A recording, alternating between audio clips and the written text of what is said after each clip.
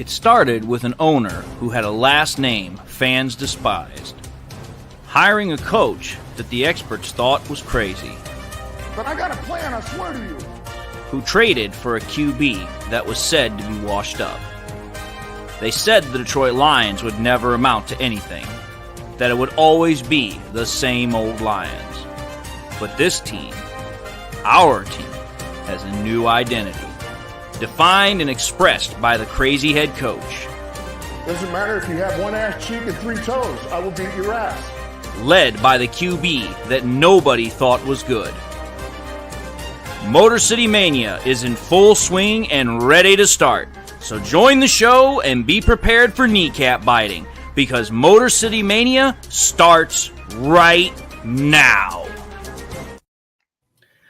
All right, everybody, and welcome to the reaction show of the Lions versus the Seahawks game earlier today. Lions lost 36-31. Currently in the panel, I have Smoking Jeremy B. I've got Big Dan Davis, and I have got Chris. We should also be getting Mark Oram from Oran's Forum. He should be popping in here too. We also should be getting Dom DeRibas, and we also should be getting Chemical 247. So we will have quite a full panel tonight.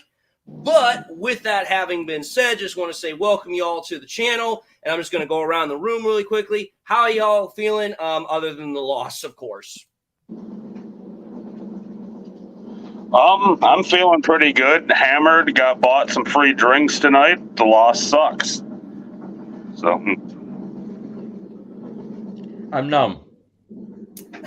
That's an interesting way to put it. How about you? Chris? Other than that, up from the loss and having to sign his head in, I'm here for it. All right. Well, I'm just going to say this right now. I said this at the end of my live stream as far as with the actual game. Seahawks, they went in there. They took that win. They got that win. They came in there under adverse conditions. I mean, loud home field advantage for the Lions. Didn't have their starting offensive tackles. Didn't have either of their starting defensive ends. We're missing a linebacker, also missing their best defensive back. And they still got the win. So good game for them. Way to overcome adversity. Absolutely can respect that. So good win for them. But most of today's content is not going to be focused about what the Seahawks did.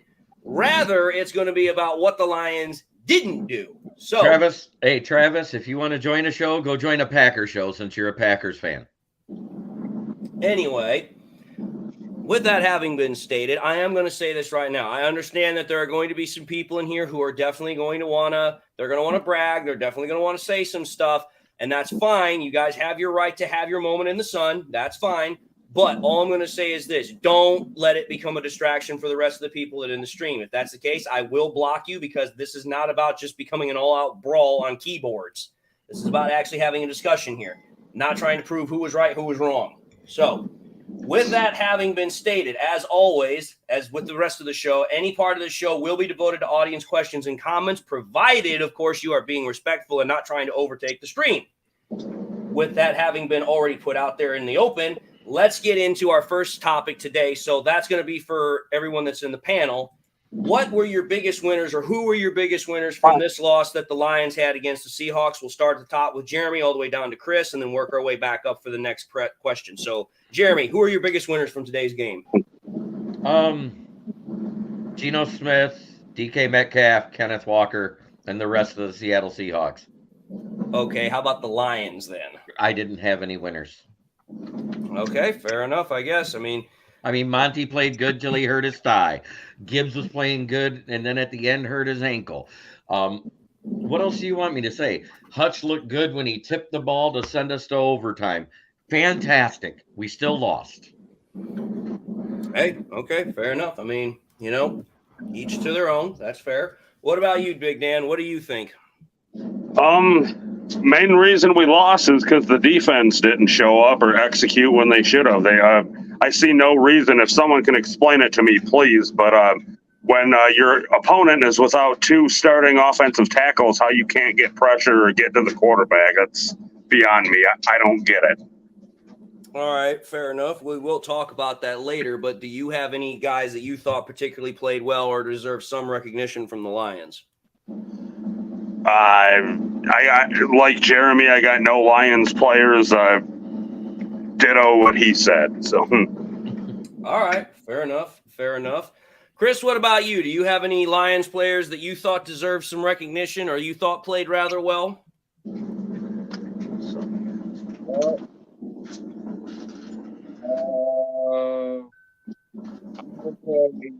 Chris, we can barely hear you. I don't know if there's something wrong with your speaker. Let me see if I can turn it up a little bit. There it is. There it is. Now it's better. I think it was because you were too far away for it to be picked up. Yeah, I had to turn it on. Okay, now we can hear you. What do you got to say? Well, I think that I'll probably go with just one. Okay, and who was the one? It's the person that stepped up in my eyes, even though he didn't contribute like I would want him to, but he contribute. Well, actually, two. Hutch, because he pretty much tried to contribute, but they was trying to build up between those heads. And Islam was a big step up. I never known him to get a sack for all the years that I done seen him, but he got a sack this time, so I'm proud of him. But other than that, everybody else, nah. Who got a sack? You saw a sack? I didn't see a sack. Yeah, Ansel only had a sack. Oh, that was that sack that was at the very end of the game that got them in the back of their end zone on 4th and 35. Yeah. So here's what I'm going to say. Unlike most of y'all, I'm going to actually point out players that I thought played rather well. And despite the loss, they should get some recognition. I thought Sam Laporta played a very, very good game as a tight end, made lots of good contested catches, did a lot of good yak yardage pickup. Definitely looks immensely better, much more of a fit for this Lions team than Hawkinson ever was. That's number one. I thought Josh Reynolds continued to show that the chemistry that he has with Goff and also being able to run his routes and being a consistent weapon for Goff was good. Obviously, Amon-Ra St. Brown, I thought, played very well, had his 7th 100-yard pass receiving game of his career. I thought Goff, despite that one interception, played very well because up until that point, he was damn near perfect, and that route was actually more the problem, and Campbell said it was more the route. And I also think, realistically,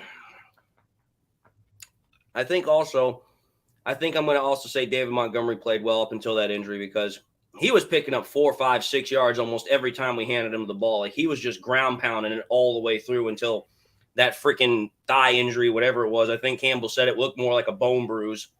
So I think those right there are all my top picks as far as players that really impressed, players that I thought really did well. And funny enough, all of them were on the defense. All of them were on the offensive side of the ball. The only defensive player I think even did somewhat decent was probably Anzalone, and I can't even believe I'm saying that. Right. But anyway, that's on that side of things. But let's take a look at some of these comments here. Hopefully they're not too bad. Okay. LDV Tennis says Monty had a fumble to start the second half. Yes, he did. That is true. But however, though, that was kind of more because Laporta missed a big block, and that just pretty much got into the backfield.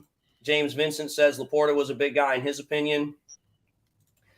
Braylon Dennis says, Chris, your mic, we already fixed that out. Divine Comedy says, as a Seahawks fan, got a shout-out for Goff. He was fantastic. Even the pick six wasn't on him. Wide receiver ran a bad route. LDV Tennis says Laporta missed the block that led to the Monty fumble, as I just said. So good looking out there, LDV. Baba Yoop says, so what if Laporta was a stud? 1-1. Should have beat a far inferior team at home. Lions suck. Okay. Okay, then go ahead and jump off the bandwagon, unsubscribe from all the Lions pages, and go away. Because you know what? If you're in a bandwagon fan because they lose a game, I don't need you. Right. Anyway, LDV Tennis says that on the pick, it was zone coverage. Gibbs can't run through zone coverage. He has to stop on the spot. Okay, fair assessment. Again, I'll have to take a look at the play a little bit more in depth later on once we get the all-22 film access. Oh, brother. I'm gonna not bring that comment up. Tiger Town says, although Hawkinson played way better when we went against the Seahawks last year, yes, he played way better, but let's understand something here. The Lions didn't have Chark or St. Brown in that game, so Goff had to go to Hawkinson. He was the best receiver he had outside of Reynolds last year. Mm-hmm.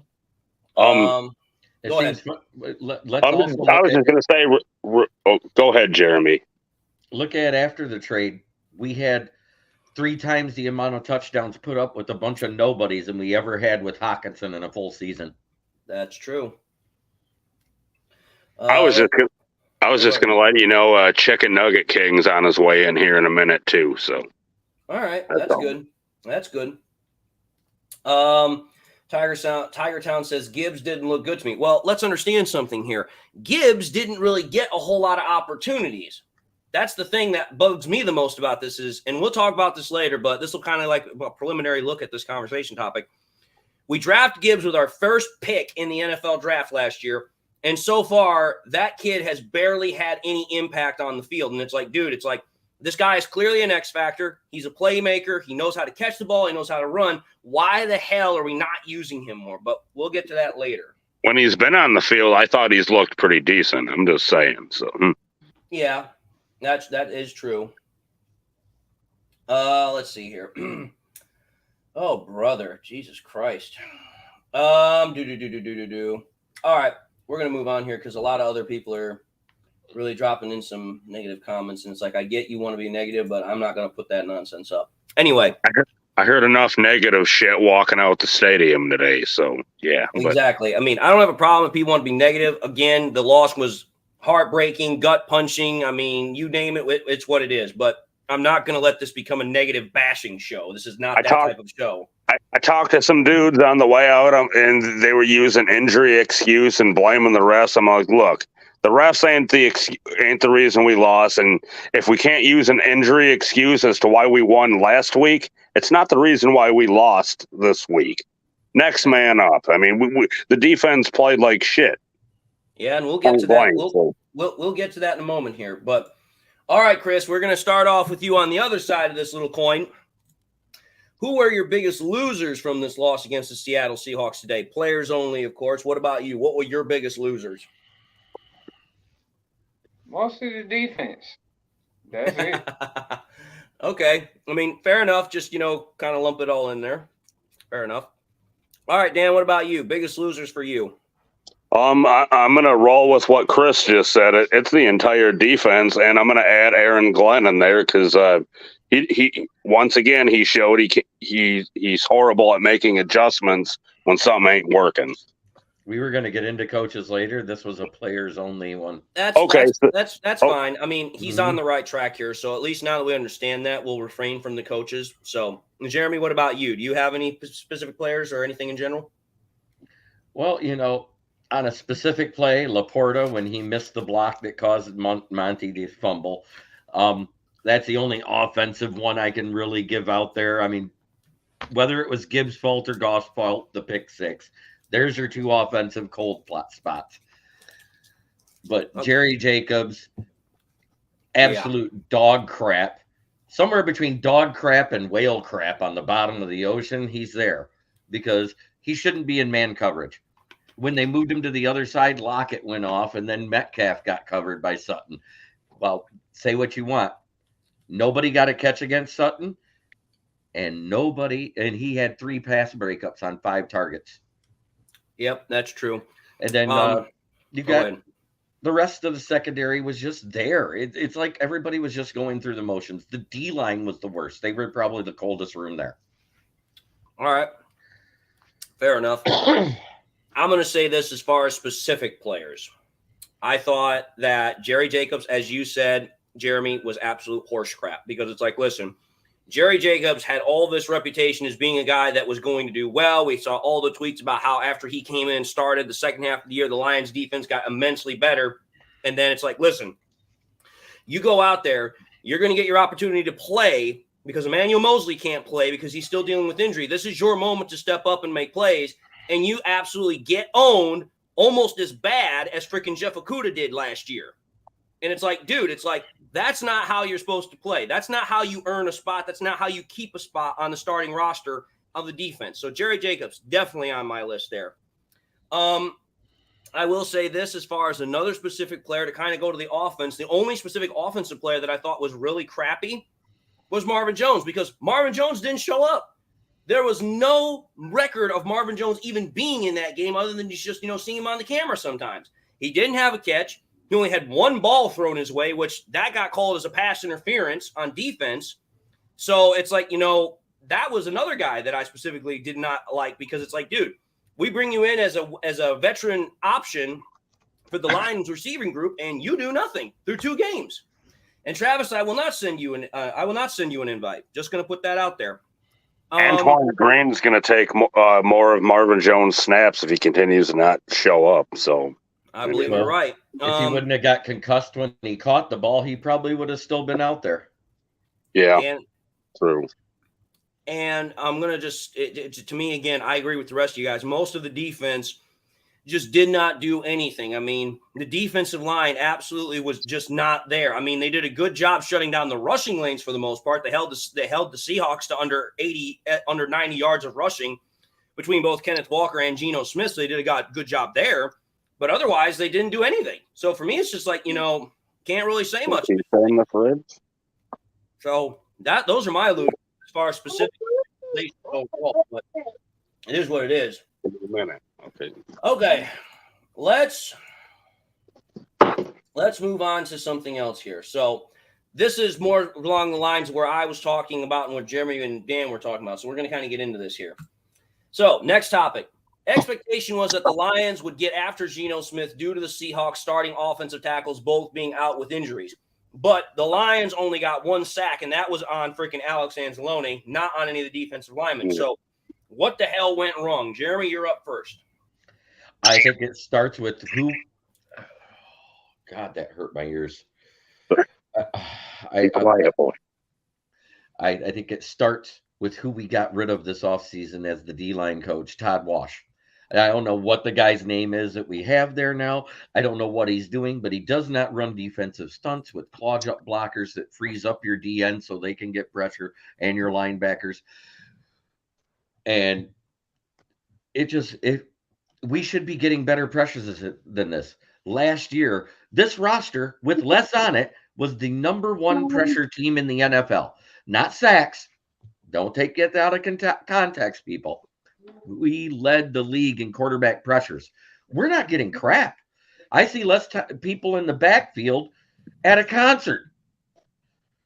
Yeah. Anyway, here's the way I'm going to look at it is that, the Lions are having no problem getting pressures. Like, they pressured Geno Smith all day. Like, they were getting pressure on him. The problem was they couldn't sack him. They would pressure him, get him off his spot, and then Geno Smith would still find a way to complete the pass.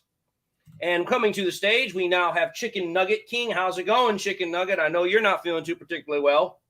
Yeah. All that yelling, man.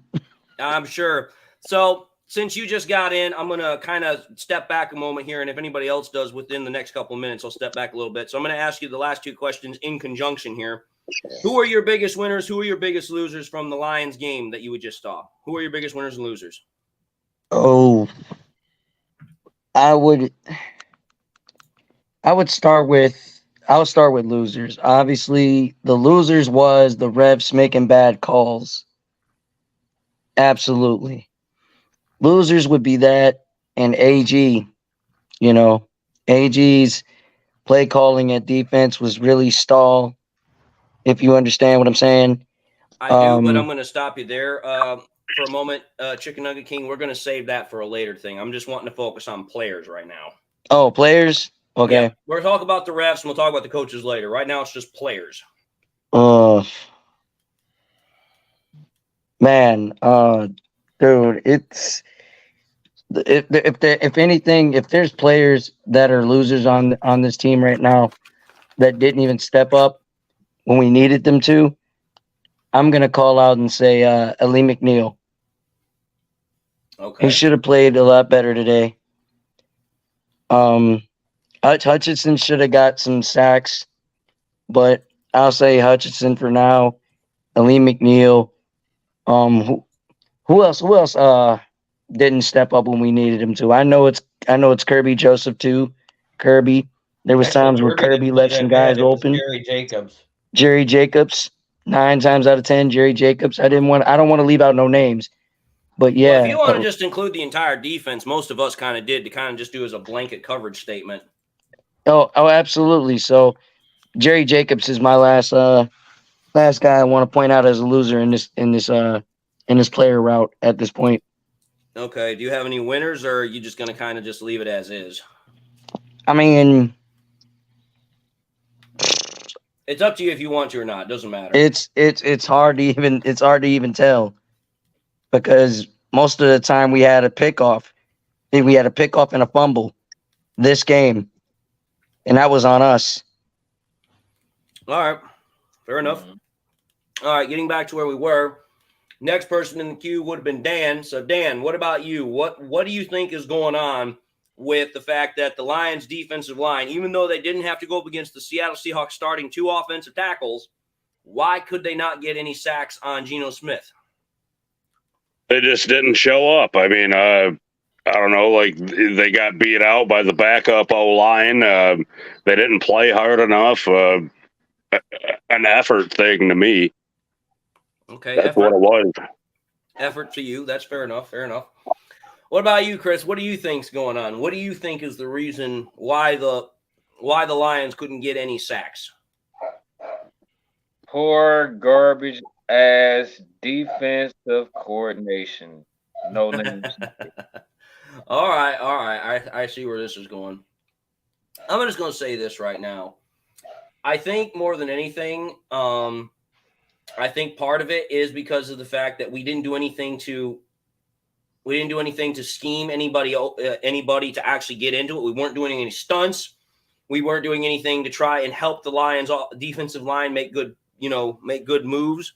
And I honestly think that it was also just coordination on Aaron Glenn's part, because that is what it is. There's other reasons, but we'll get to those later. But I don't think it was an effort problem. I don't think you can realistically say effort is a problem with the Dan Campbell team. They always give their best effort. I think more than anything, it's about them being put in a position where they can honestly succeed. I think that's more the bigger problem. So we're going to take a look at some of these comments here really quickly.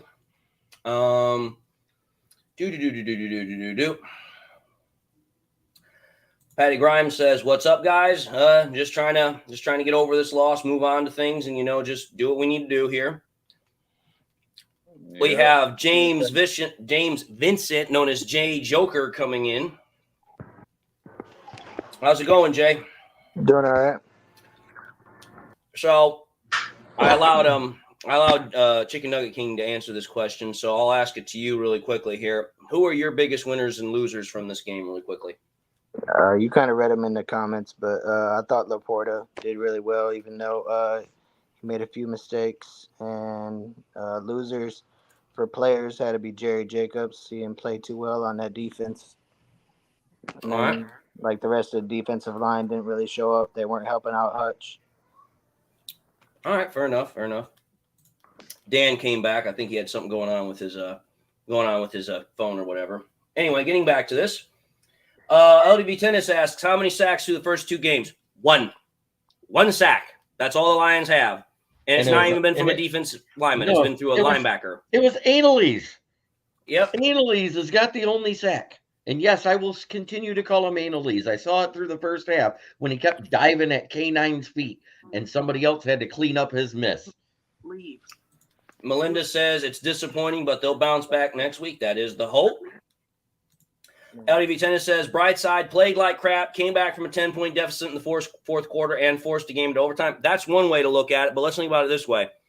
Played like crap, scored 31 points, but still lost because the defense can't do shit. Holy crap, I can't believe Sam just said Sutton is a loser for sure. He was actually the only one that had 0 catches against. 0. Mm-hmm. He was the only one that balled out.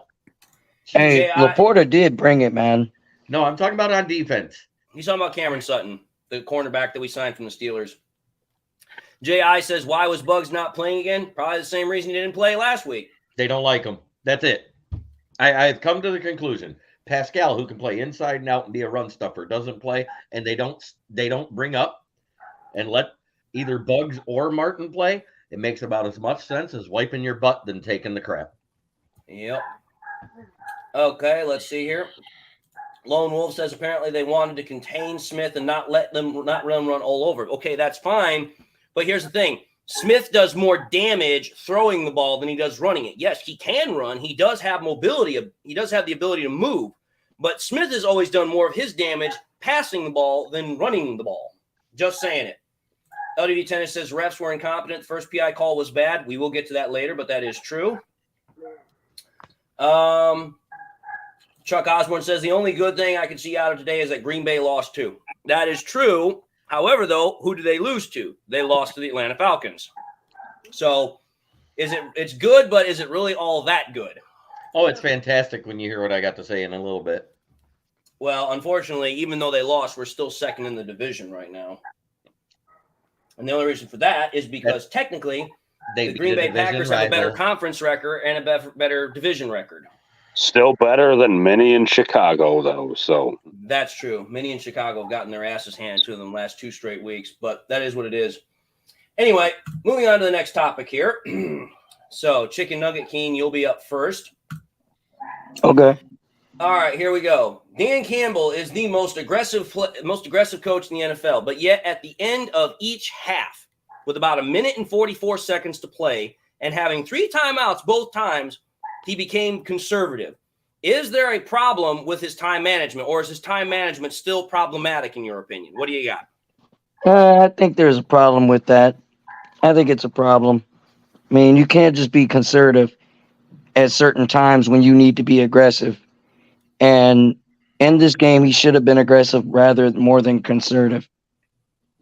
All right, fair enough. Fair enough. What about you, Jay? What do you think about the whole situation? I mean, I like his aggressiveness. Is one of the main things I do like about Dan Campbell. And when I was watching the game, I just thought he played it too conservative, trying to go for the tie at the end when I thought he should have went for the W, even though I understand what he meant in the press conference, that he didn't want to give Geno Smith and the Seattle Seahawks the ball back at the end. But I still feel like if they would have put up that touchdown, you know, he could have been more aggressive and went for 2 points if he really felt that way about it. But all right, fair enough. Fair enough. What do you think, Dan? What are your thoughts on the whole matter? I just think Dan Campbell needs to make up his mind how he wants to do a game. Like, you know, he'll go in the last game, he'll go for it on 4th down in his own area, but then ease up and play all conservative in this game. So decision making is a little bit of a problem. It's not something I'm overly concerned with overall. So. All right, fair enough. Fair enough. What about you, Chris? What's your thoughts on the matter? Well, in my honest opinion, time management, I mean, it's not like, in my opinion, the most important. The most important is him being aggressive and him just putting his foot on the gas throughout the whole game instead of holding back. This was supposed to be a revenge game. I don't feel revenge. I feel like we just got our asses handed to us. Okay, fair enough. Fair enough. What about you, Jeremy? What are your thoughts on the whole time management fiasco from the last, minute and a half or so from the end of both halves? What do you think about that whole situation? He played what gave his team the best chance to win because the defense was fucking gassed. So you had to play conservative. You had to use your time the way you did and kick for the tie to give that defense more than a 30-second break the way we played the second half. That being said, the problem was going for it on 4th down when they should have kicked a field goal once, which led to 7 points, and then going for it on the opposite side of the 50 that led to a field goal. That's 10 points you can't get back. Those 10 points don't happen, we win this goddamn game. That's a fair point. Here's what I'm going to say. I understand what you're saying, Jeremy, as far as the defense being gassed, because, again, I will say this. The defense did do something today that they did not do last year. They forced Seattle to 3 punts. Last year, we didn't force them to any. So they did get some stops. Not as many as I would have wanted, but they did get some stops here. But to me, it's like, okay, here. I go back to that last drive that, the Lions had, particularly in the 4th quarter. They get the ball on the 50-yard line after Khalif Raymond absolutely gets a great punt return. You have 1 minute and 45 seconds to go. You have all 3 timeouts.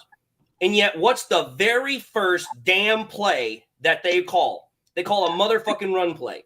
That's not the time to run the ball. That's the time to try and get the ball up the field as quickly as possible.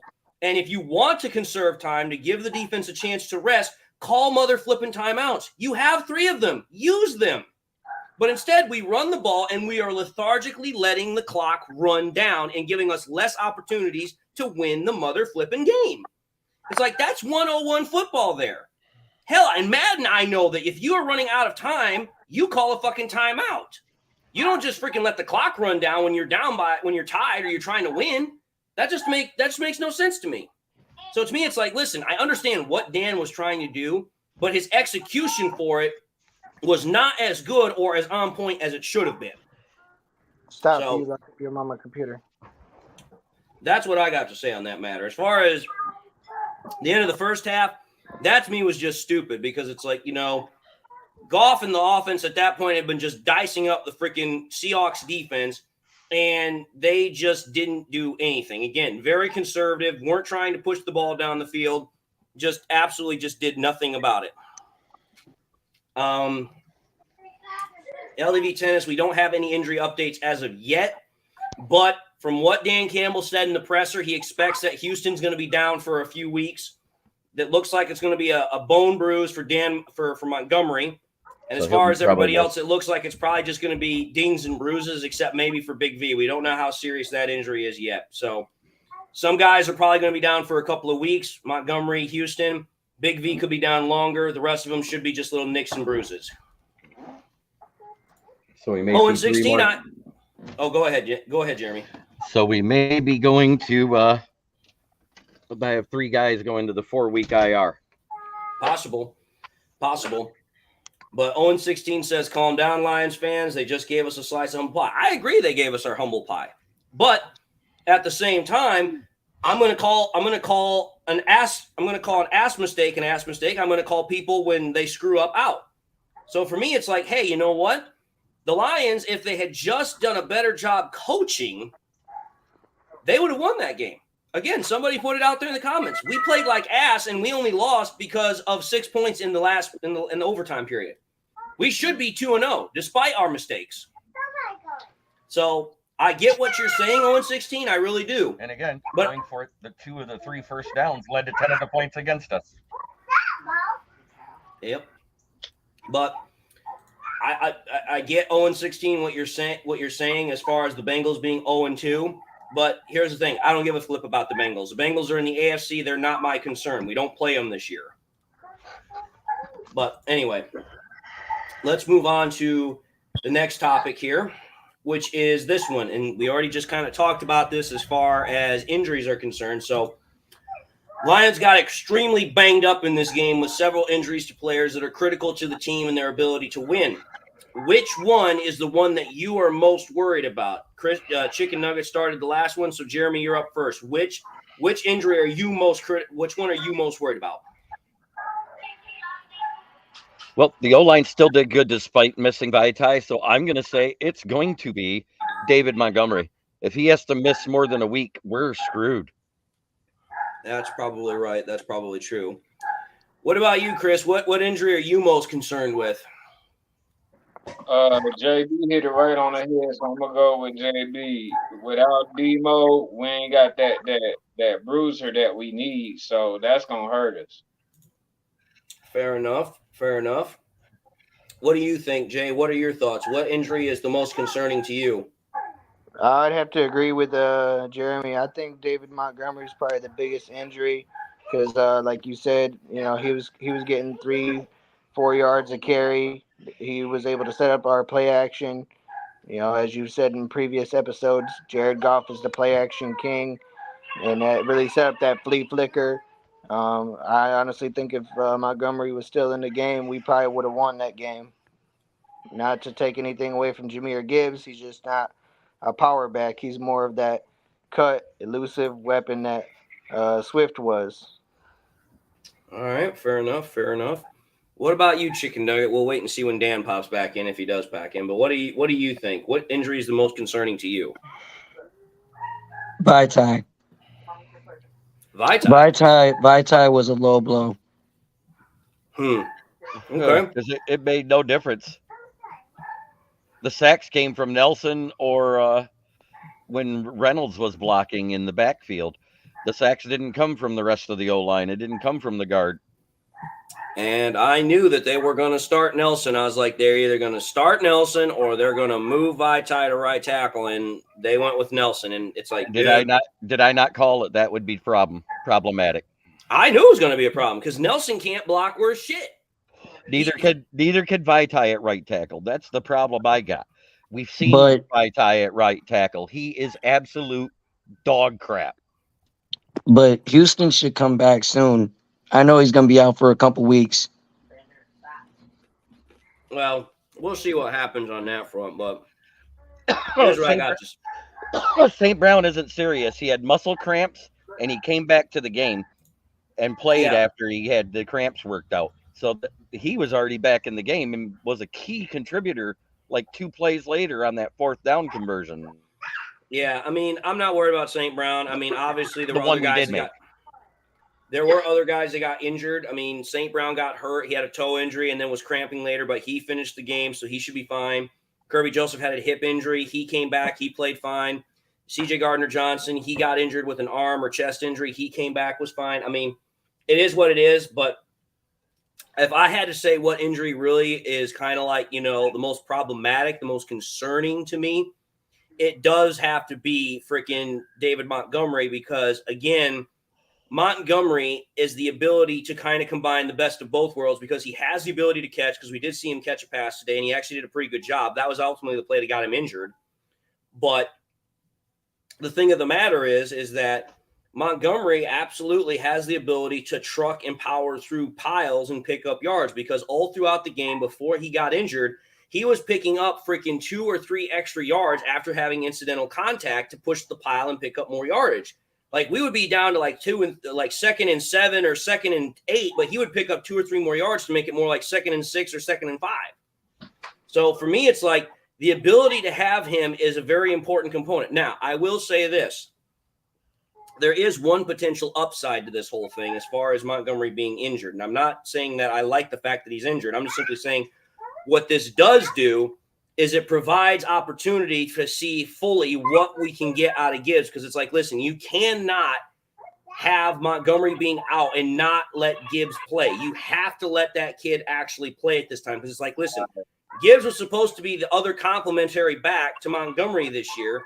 And so far, we just haven't seen it. And it's like, listen, if Montgomery's going to be out for a couple of weeks, let the kid play. Let him have a chance to actually do something. And see, I don't know why they babying him. They got to let him get them reps because for the simple fact, of course, this is first year. They don't want to, like, drain him, but they like using him as, okay, they holding him back. But Gibbs actually showed that he's supposed to do, so they should let him be tough. Well, as far as I was concerned, Gibbs only made one mistake on the day. He only made made 2 mistakes. The one mistake he made was the interception that Goff threw because that route was not ran the way it should have been. And the other one was when Goff did get the ball to him, he tried to catch that slant route like this rather than like this. Right. Other than that, I thought he played rather well. But we'll take a look at some of these comments here really quickly.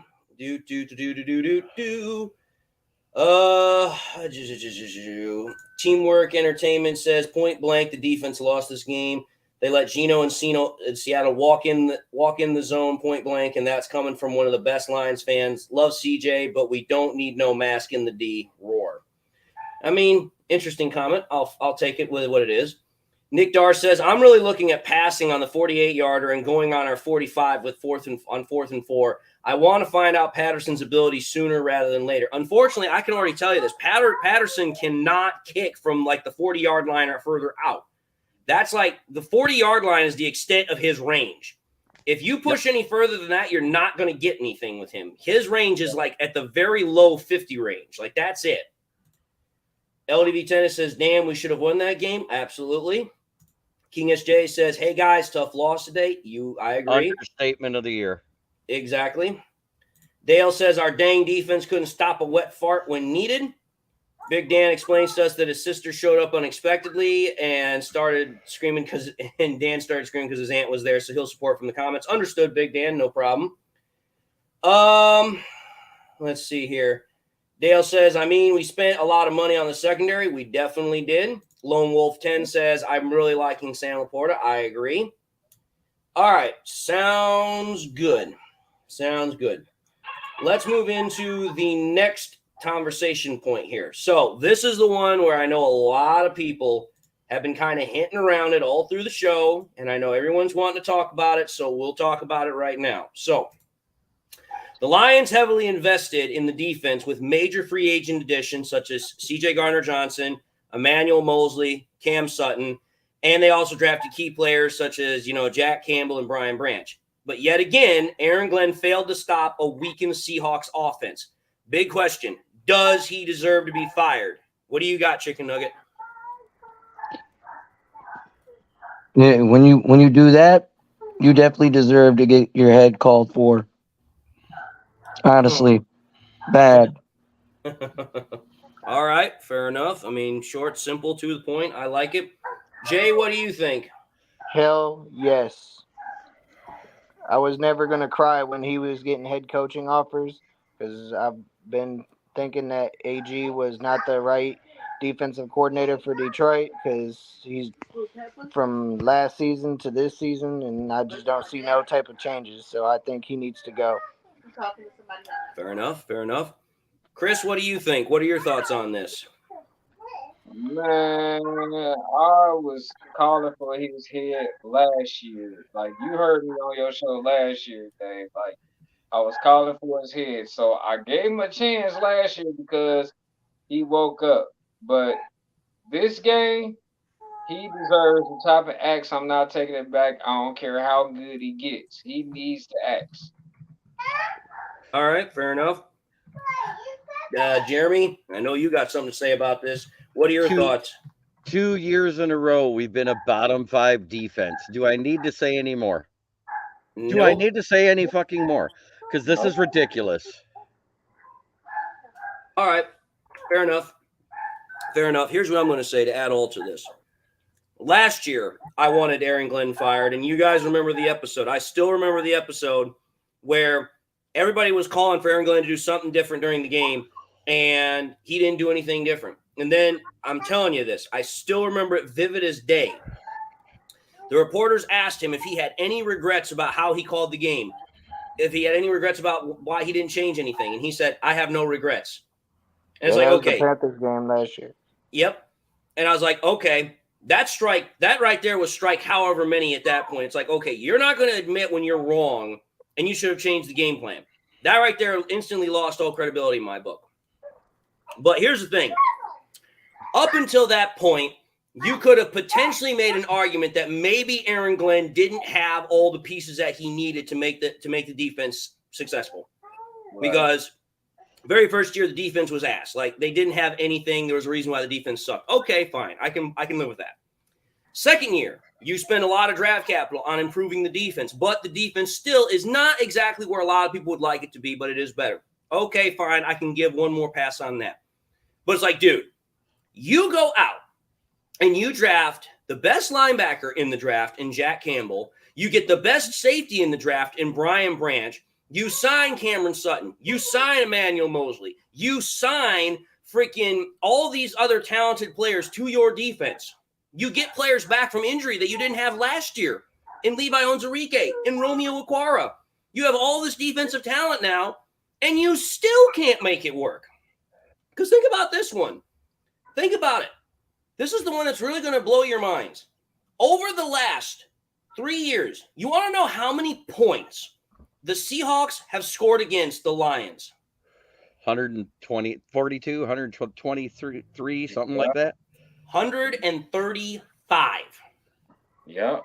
Before this game, in 2 outings, the Seahawks in 2 games had scored more points than all the other opponents that we had played. And that's even the 4 times that we've played the NFC North rivals over the last 2 years. The only team that came close was the Vikings, who had 97, where over the last 2 years, the Seahawks in 2 games had scored 99. In 3 years, Seattle's offense has scored 135 points against Aaron Glenn's defense. Need I say more? Nope, not at all. I'm sorry, but it's just like, listen, it's like last year we should have won the game because our offense scored 45 points. That's enough to win a game. This year we should have won the game because our offense, again, scored 30-plus points. That's enough to win a game. When your offense keeps getting enough points to win and your defense cannot stop a fucking nosebleed in church, that right there is the biggest indicator that Glenn is the problem. It's not a lack of talent at this point. You can't say it's a lack of talent at this point. Because think about it. Every freaking player that we had off on the defense except for Mosley, and Mosley's practicing, were all healthy scratches. You didn't have any injuries to worry about going into the game, and you still lost. Just saying. And to add on to that, definitely Aaron Glenn going to lose the locker room, and I'm going to tell you why, in my opinion. In my opinion, CJ GJ, you know what I'm saying, is the most influential player, pretty much in my opinion, on that defense. And if he loses him, he lost that locker room. Well, here's the thing. If you take a look at that defense, they've got talent on every single level. You've got Kirby Joseph. You've got CJ GJ. You've got Cameron Sutton. Those are all qualified, high-ranked players. In the linebacking room, you've got Jack Campbell, who's already going to look like he's going to be a good player, just needs to develop some more. Alex Anzalone, despite some people not liking him, he's the captain of that defense. Everybody respects his word. Then on the defensive line, you have Aiden Hutchinson. You have Romeo Okwara, who was there from the fucking Patricia days.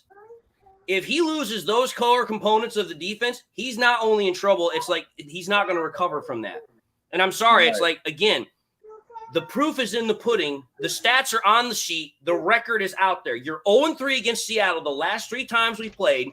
Your defense has given up 135 points in 3 outings, and you have not found a way to stop the Seattle offense after 3 straight goes at it. And it's like, listen, it's not like the Seattle Seahawks did anything different than they did last time. Think about it. How many times did we see last year they do that stupid play-action play where they would have somebody come underneath and then that freaking tight end would soup over the middle and freaking Geno Smith would find him every freaking time?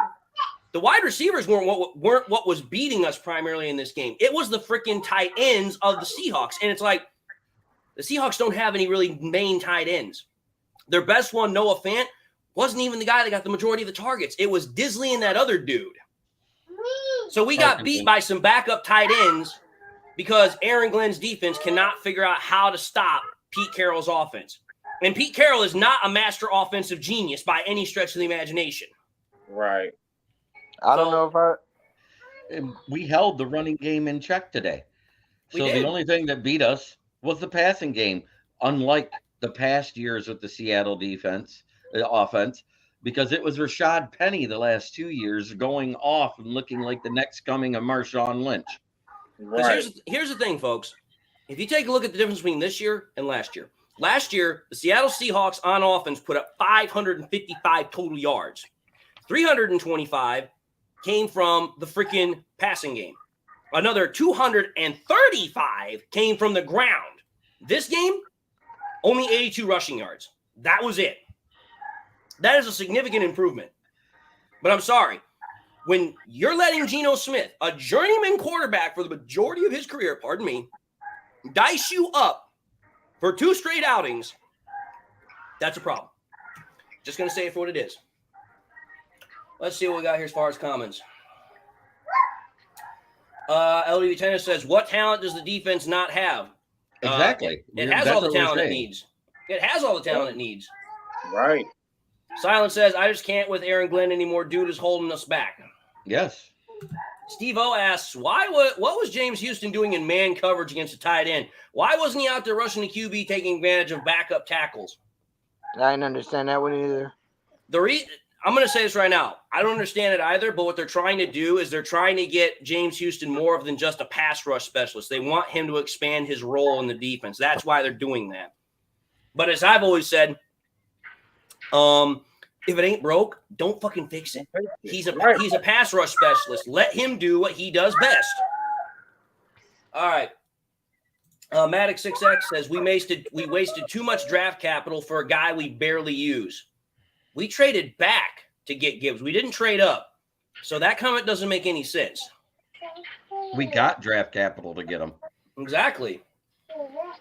Steve O says Aaron Glenn has coached CJ GJ in high school and in Notre Dame and Detroit. I don't think he'll turn on Glenn. He probably won't, but I don't know how much longer he can pretty much play this kind of defense that he's playing and it not get anywhere. Let's see here. LDV Tennis says, I thought we would see some deep shots to Gibbs. We all did. I thought we were going to see a lot more out of Gibbs just in general, and we didn't. Yeah, we saw more snaps with Gibbs. Here's the thing. That's true, but here's the thing. You want to know what the most electrifying play that Gibbs was involved in? You want to know which one it was? It was a flea flicker. He wasn't even the main component of that play, but it was still the most electrifying play that he was in. He just tossed the ball back to Goff, and Goff tossed the ball down the field 37, 40 yards for a touchdown. That was it. That ended up being the play of the game. Yep.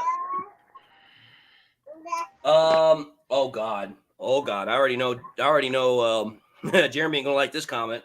Jason said, should have drafted Jalen Carter. If they wanted Jalen Carter, they would have drafted Jalen Carter. That's all I got to say. Yeah, but I know. Ain't a good fit. He's not a good fit. I know. Steve O says, Carroll is a defensive coach, but he made Russell Wilson look like a Hall of Fame QB, so maybe Pete knows more about offense than we think. Back up here. Who was the offensive coordinator at the time? I don't think Pete Carroll calls the offensive plays or does the offensive game planning. Lone Wolf says, enough with the Jalen Carter talk. I agree. Amen. Silence says the Lions offense shouldn't be expected to play a perfect turnover-free game every game just to win. When the Lions defense is not creating turnovers, they get exposed every time. Good point. True. Well, think about it. What was the main reason that we won the game last week against the Chiefs? We got a turnover that we made points off of. That was how we won that game. Our offense wasn't able to do anything. Here's the biggest thing. What did we do different from the first half to the second half? First half, we played predominantly man and got beat. We were down 14-7. Second half, when man wasn't working, they actually switched to zone in that play. Yep. And here's the funny thing. Jeremy, you can back me up on this one because I know you watch it. Remember the press conference that Aaron Glenn had, and somebody said to him, hey, you guys played more zone? And Glenn got defensive about it. He's like, who said we played more zone? And so the guy asked, well, did you play more zone? And he's like, do you honestly think I'm going to tell you that answer? And it's like, dude, if everybody else knows it, why the hell are you being such a defensive prick about it? Right. Team K Entertainment says, guys, Glenn has been coaching the defense I can't even say that word. I can't even say that word. We should have won that game. Don't make or break us. Let's stick together, but also speak on the wrongs and rights. And number 14 beat.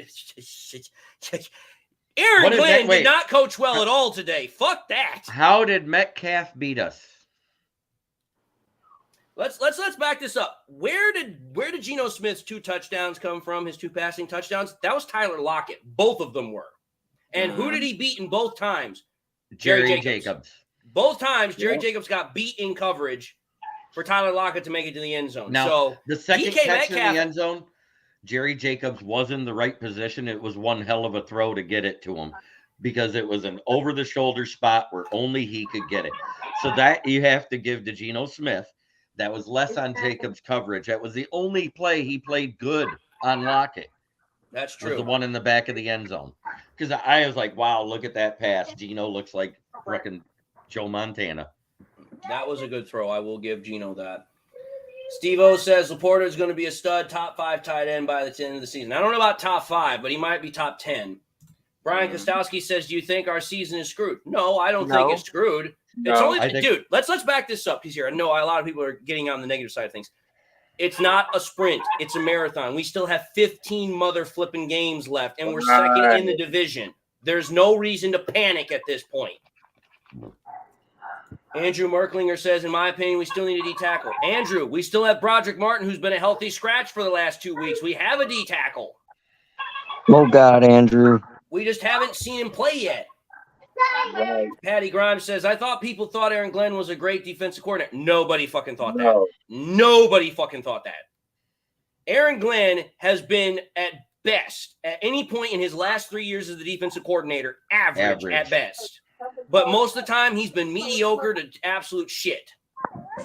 Exactly.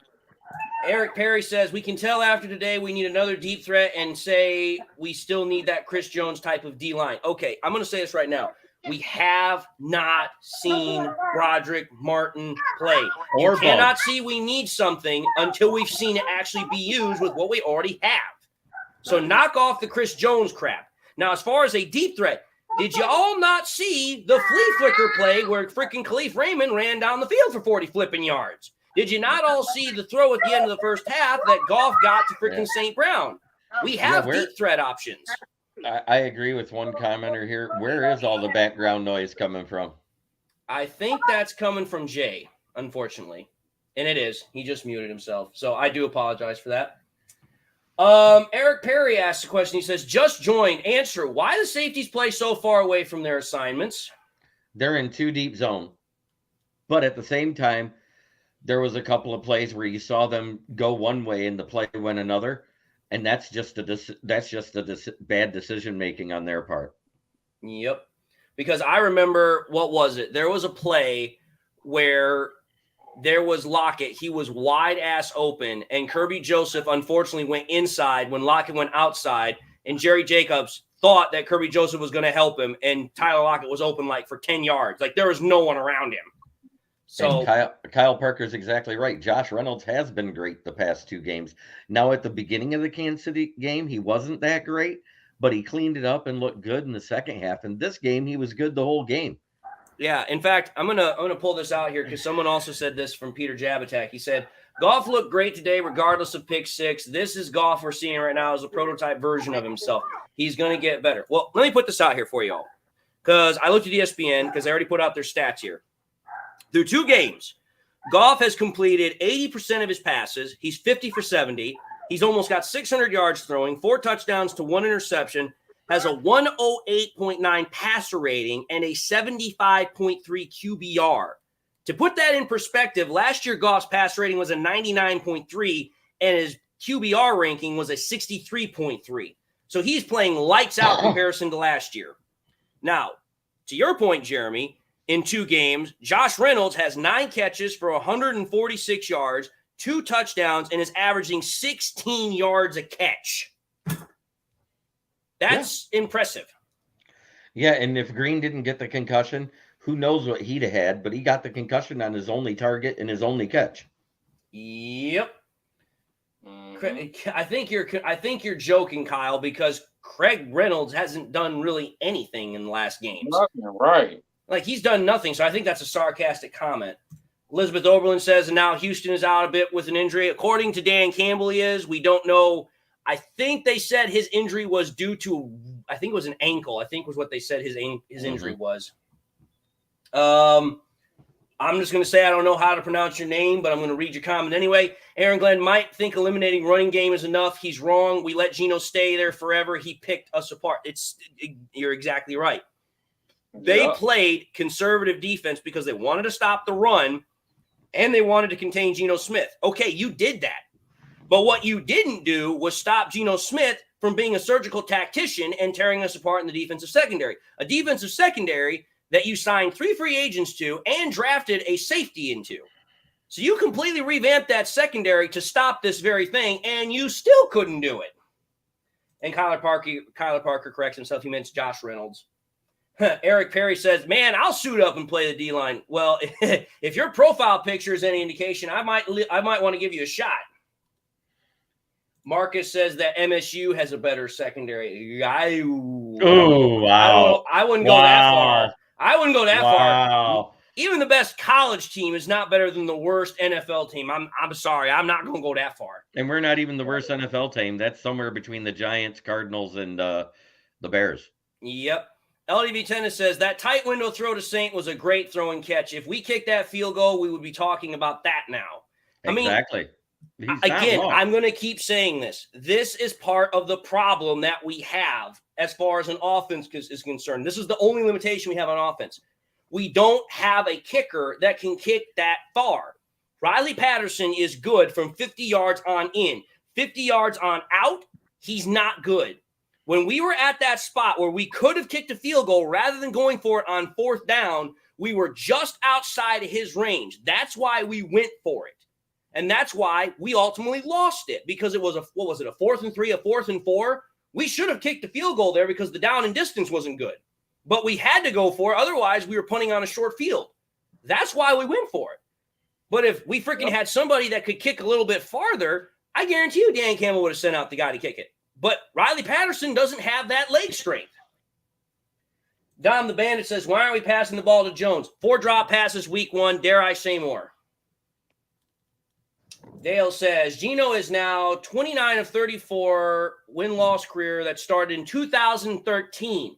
Geno probably feels like he owns the Lions now. Probably trying to do discount double checks like Aaron Rodgers used to do to the Bears. Mm-hmm. Jay Vittum IG says, this team is the same as the Swartz and Caldwell playoff teams. We make playoffs this year, and we have a decent schedule, decent team, but this will be the highlight of Campbell Holmes' regime. Whoa, no. This is not the same team as Jim Swartz or as Caldwell. The culture is different. The attitude is different. The drafting is different. This is not anywhere near the same, not anywhere close. I'm sorry. That is a total wrong answer. We all have said that this is the year we make the playoffs and maybe win a game or two, but not make the Super Bowl. We've all said this over and over this offseason. Not saying that we can't make the Super Bowl. Don't get me wrong. We're just saying our expectations are not the Super Bowl. LDV Tennis says on the golf pick, did Dan blame Gibbs for a bad route? Is that what Dan said? No, that is not what he said. He said that he thought based on what he saw, the route was not ran correctly. He said he had to go back and he had to check the film. But he said from where he saw it, he thought the route was not ran correctly, that the route was not as good as it should have been. Goff stepped up later in his press conference and said that the throw was behind him. So again, that's just being a good QB and not blaming anybody but yourself. But honestly, it could go either way. Because the other thing about it is if you go back to that play, I noticed this. Matt Nelson couldn't block the freaking defensive end, and Goff got hit just as the ball got released. Yep. So that was part of the reason also why the ball was behind, but nobody mentions that. Dude, no. Hell no. This is a Bears team that got its ass handed to it by the freaking Packers and just lost today. No. To the Bucks. Exactly. And the Bucks got led by fucking Baker Mayfield. Arguably one of, if not the worst starting quarterback right now, because I don't include Zach Wilson. Just not this year. Yeah. Kyler Parker says, shouldn't have went for the field goal at the end. Should have used timeouts and tried to dial up a touchdown. I agree. I agree. Peter Javatak says, we kind of need to try for Chase Young now. We're down 2 rotational pass rushers. I don't agree with that. You want to know what that sounds like? That sounds like a desperation move. And if there's one thing I've learned from Brad Holmes is he does not make desperation moves. Every move he makes has a direct plan to it. Making a move for Chase Young is not smart because even though Chase Young has the ability to be a special player, he's been more injured than he has anything over the short part of his career. I'm sorry. That just to me doesn't make any sense. Dale says, we get it together, I'm sure. Hopefully it's not too late for a playoff. It's only the second week of the season, folks. We still have 15 games to play. Right. The playoff run isn't at least for another month and a half. That's when you start playoff running. We're way too early in the schedule to even be talking about playoffs. You know, as much as we're upset that we lost this game, everybody in the NFC North, so it's still 1-1 at the top of the division and 0-2 at the bottom. We're not 0-2. You guys are acting like we're 0-2. Exactly. And this is what I was afraid of. We got so fucking high beating the Kansas City Chiefs that now that we've lost, everybody's going back to that SOL mindset. Oh, this is the same old Lions. And I'll be fair here.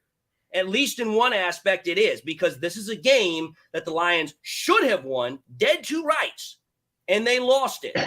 This is the because Lions lost that I said was going to happen this year. Exactly. And it's like, listen, let's understand something here.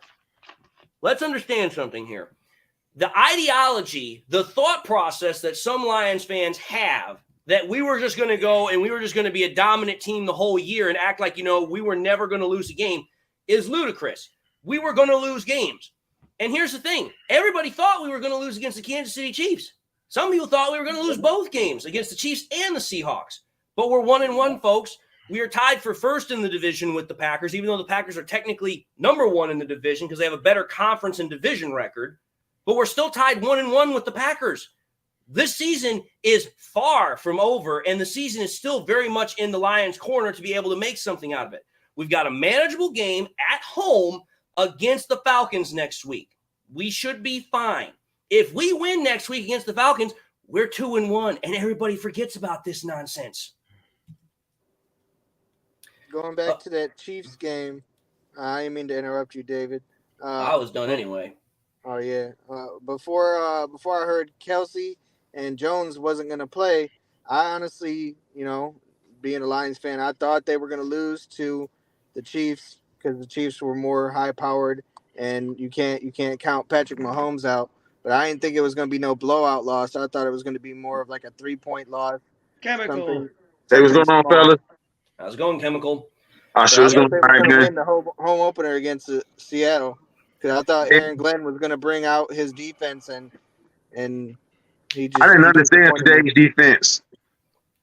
You can join the rest of the crowd, Chemical, because nobody else can understand it either. My thing is, Houston, why experiment with him? You could have did this shit in the offseason. You know what I'm saying? Right. If you're gonna try to make him into this dual threat, or whatever you're trying to do, or expand his role, you're supposed to do this in the offseason when you got plenty more time to work with him. Well, here's the other part of that, at least with Houston. Part of it was they were trying to experiment, like you said, but the other part was because he was injured for part of the game, so that didn't help either. Yeah, the injury didn't help. We had a lot of injuries during that game. Big V went down. Of course, Montgomery and Montgomery went down. We had a lot of people go. Should he even CJ Gardner-Mosey went down? It was like, shoot. I hope to be fair, Chemical, while a lot of those guys did go down, about 80% of them came back and played because St. Brown came back. Yeah, they CJ did. Gardner-Johnson came back. Kirby Joseph came back. They all came back. The only ones that didn't come back that are concerning is Houston, Big V, and Montgomery. And out of those three, Montgomery is the biggest one. And Gibbs. We didn't see Gibbs take the field again after his ankle got tweaked at the end of the fourth quarter. Well, we'll have to see what happens with that, but I don't think Gibbs' injury is as bad, but we'll see. Because of how fast he is, it might be. LDV Tennis says, we will make the playoffs, but now I think we're 1 year away from the Super Bowl. Need a true number one receiver and a new defensive coordinator. Allen Ross St. Brown is a true number one receiver. He just doesn't have the size of a true number one wide receiver. But I do agree with you on a defense coordinator. But unfortunately, we all know that's not going to happen. Dan Campbell is not going to fire his buddy. Dan Campbell is not going to fire his buddy Aaron Glenn. It's just not going to happen. Marcus says, giving up wide open passes all game with zero pass rush makes me wonder if it's fixable. It's fixable, but Aaron Glenn is the problem. It's not the player's effort. It's the coaching scheme. Because we saw this happen last year. We saw it happen. Aaron Glenn was so bad over the first 7 games of the year that he had to change things up or else he was going to be fired. He had to change it. Lone Wolf says, Bijan concerns me. Why? Why does it concern you? We just held Kenneth Walker to freaking 82 yards. Not even 82 yards because it was 82 yards as a team. 17 of those came from freaking Geno Smith. I'm not worried about Bijan. I only saw Walker get 25 yards? I don't know. He got up the field. It wasn't like Kenneth Walker was running all over us. And again, think about it this way. The problem with the Seahawks offense is that it isn't just one-dimensional. If they can't run it, they can throw it. The saving grace with the Falcons offense is it is one-dimensional. It's just freaking Bijan. Hey, my camouflage bag. Facebook user says this loss was unacceptable. You think? You don't just beat the Chiefs and let the Seahawks come in and beat you on your home opener after unveiling Barry Sanders' statue. I understand there's 15 games to go, but this win brought the SOLers out of the woodwork within seconds. I don't know who you are, Facebook user, but let's understand something here. That's what SOLers do. When they don't have something to bitch about, they disappear quicker than cockroaches when you turn on the light. But as soon as you lose, they are right back out in full force and saying, see, this is the same old Lions. They can shut up and go freaking jump back in the water where they came from. Okay. Dale says we need to address defense calling by Glenn immediately. I'm assuming he's saying by calling for Glenn to be fired immediately. James Lowe says, I thought the Lions could be 0-2 at this point. We did have a 1-1 record. Could be a lot worse. Did Bugs play today? Nope. He was a healthy scratch. Him and Martin were both healthy scratches. And I thought for sure, because I said this the other day on my show, with Josh Pascal getting hurt, they needed them in the lineup because they're the big meat of the middle. Yeah. Yep. We all saw Benito Jones's total booty cheeks. Well, that's the thing. That's the thing about that bugs me is that you have Broderick Martin that you traded up for. You traded all your 4th-round draft picks for and gave him substantial draft capital to play for him. He's been a healthy scratch for 2 straight weeks. And yet we've heard the same thing about his scouting report. This is a guy that's a run stuffer, and he also has the ability to be a pass down threat. Why the hell are they not playing him? They've played Jack Campbell. They've played Brian Branch, so it's not because of the fact that he's a rookie. And they've even played Antoine Green. So to me, it's like, what's the problem with Broderick Martin? Why are you not playing this man? You traded up for him for a reason. Play the motherfucker. Play him. Yeah. I'm sorry. That to me is yet again one of those head-scratching decisions. It's like, why? Why for 2 straight weeks is he a healthy scratch? Did he call you something in practice to where you just don't like him anymore or what?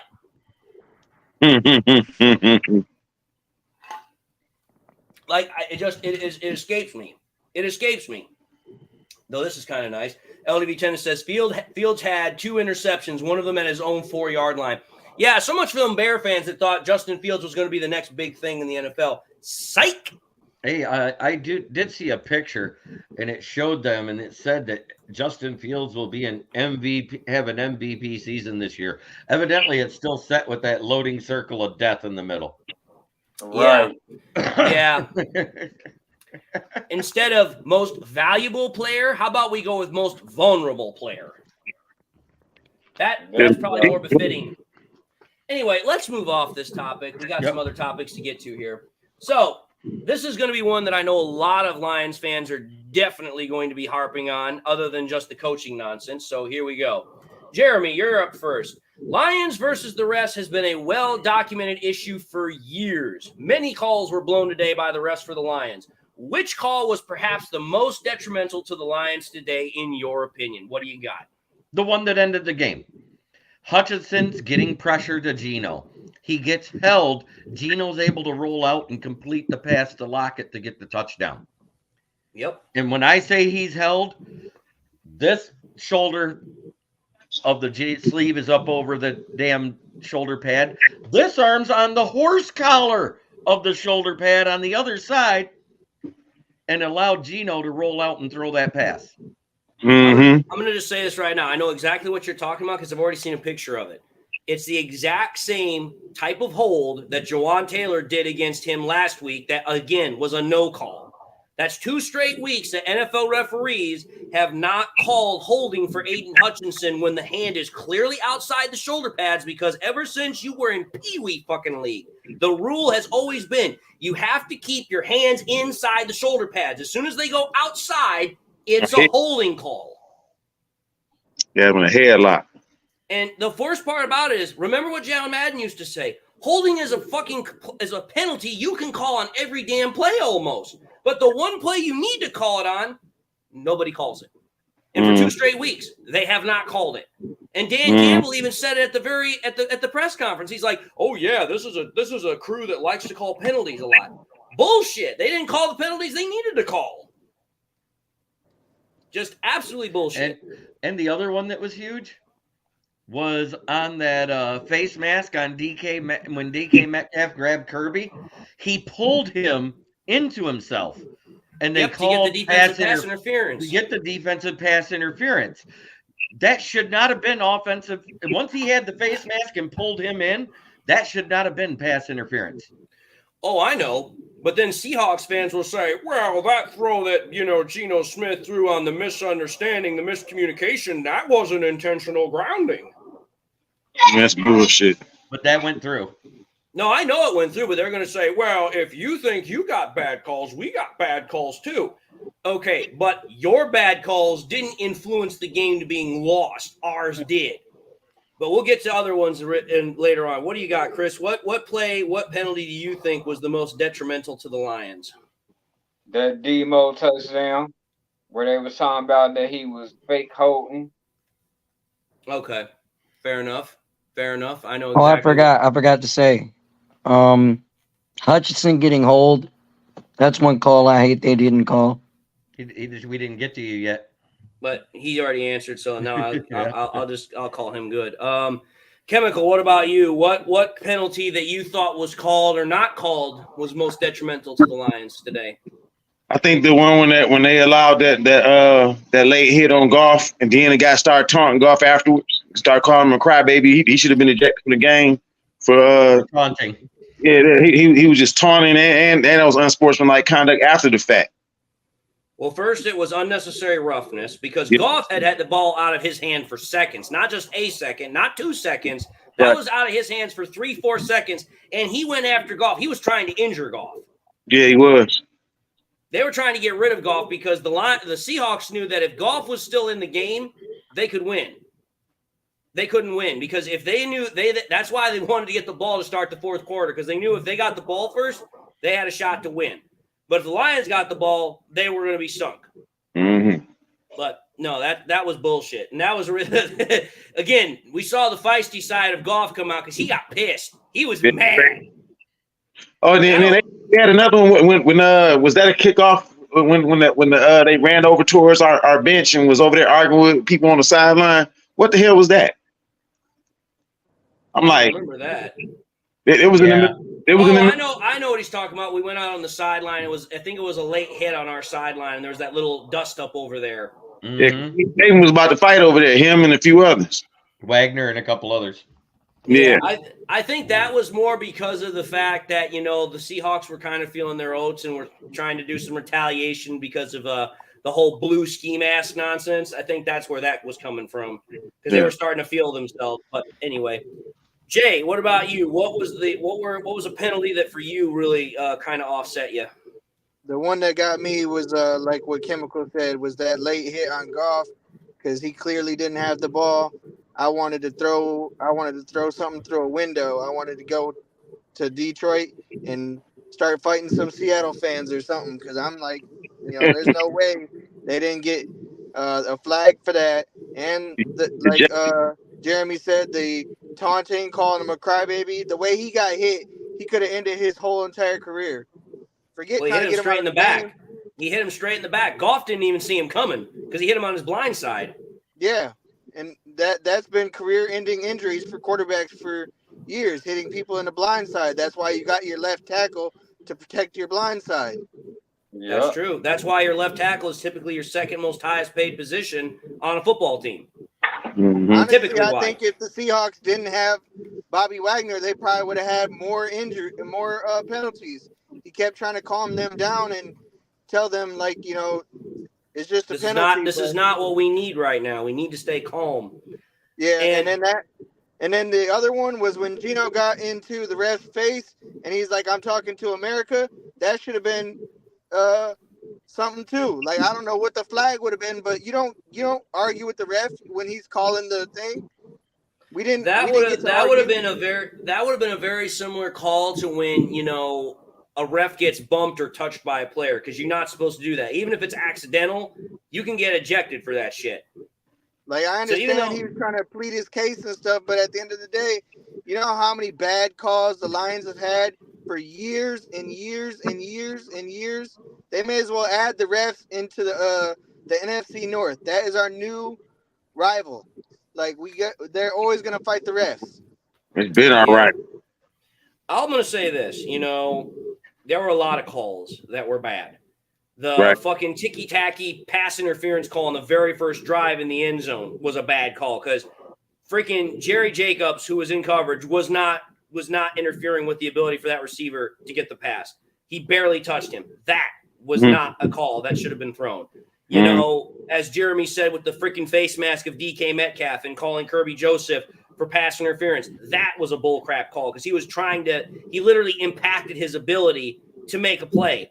And there were a lot of other calls that were thrown that I was bugged about. But the one that still bugs me to this day, and is going to bug me for a while, is on that 4th and 4. Goff throws the ball to Josh Reynolds, and fucking Devin Witherspoon trips the ever-living hell out of Reynolds, and they don't call pass interference on that. They don't call it. And he was wide open because if Reynolds hadn't been tripped, he'd have been off the races for a 30, 40-yard gain right there. But they don't call it.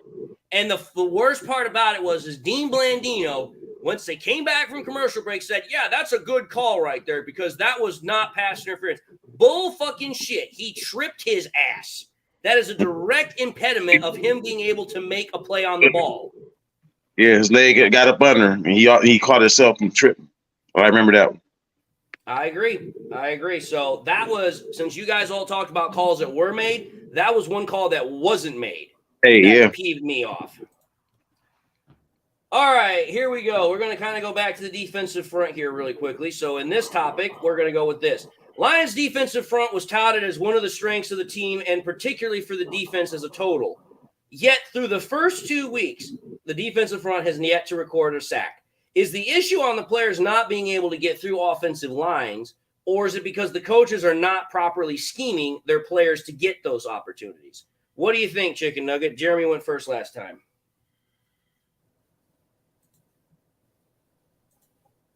I guess Chicken Nugget is out for the moment. So, Jay, what do you think? I'm going to have to blame the coaches on that one because we got all the talent that we could not ask for, but we got a lot of good talent on the defensive line, as you stated in other episodes and stuff. You know, we got enough to rotate through them and keep them fresh and healthy, but it all goes to the coaching. Like, you know, what schemes are they coming up with? And where are they putting these people? Like, you know, why are we putting James Houston as a linebacker when he should be trying to help Hutch on the other side get to the quarterback? And why are we don't have Broderick Martin in the middle trying to help out Aleem McNeil and just all kinds of different issues? Okay, fair enough. Chemical, what do you think? Do you think the reason why the defensive line of the Lions is not getting through because they're just not able to get through opposing offensive lines, or do you think it's because of a coaching scheme problem? It's coaching scheme problems. I've seen holding problems, the horse collar problems. I haven't seen it all. They don't throw the flags. They coaches, especially on if they throw the flags on every holding call, that would probably make the opponent stop grabbing it and reaching and horse collaring so much. They can do a whole lot of that, especially like I seen them do it on Aleem McNeil. I seen them do it on everybody. I was like, what's all this damn holding about? I seen it last week. Yeah, I mean, last week the problem was even more evident because freaking Jawan Taylor was cheating the whole damn game and didn't get a call until the very end, but that's a whole other story. Chris, what about you? What's your thoughts on this matter? Man, it's the coaching.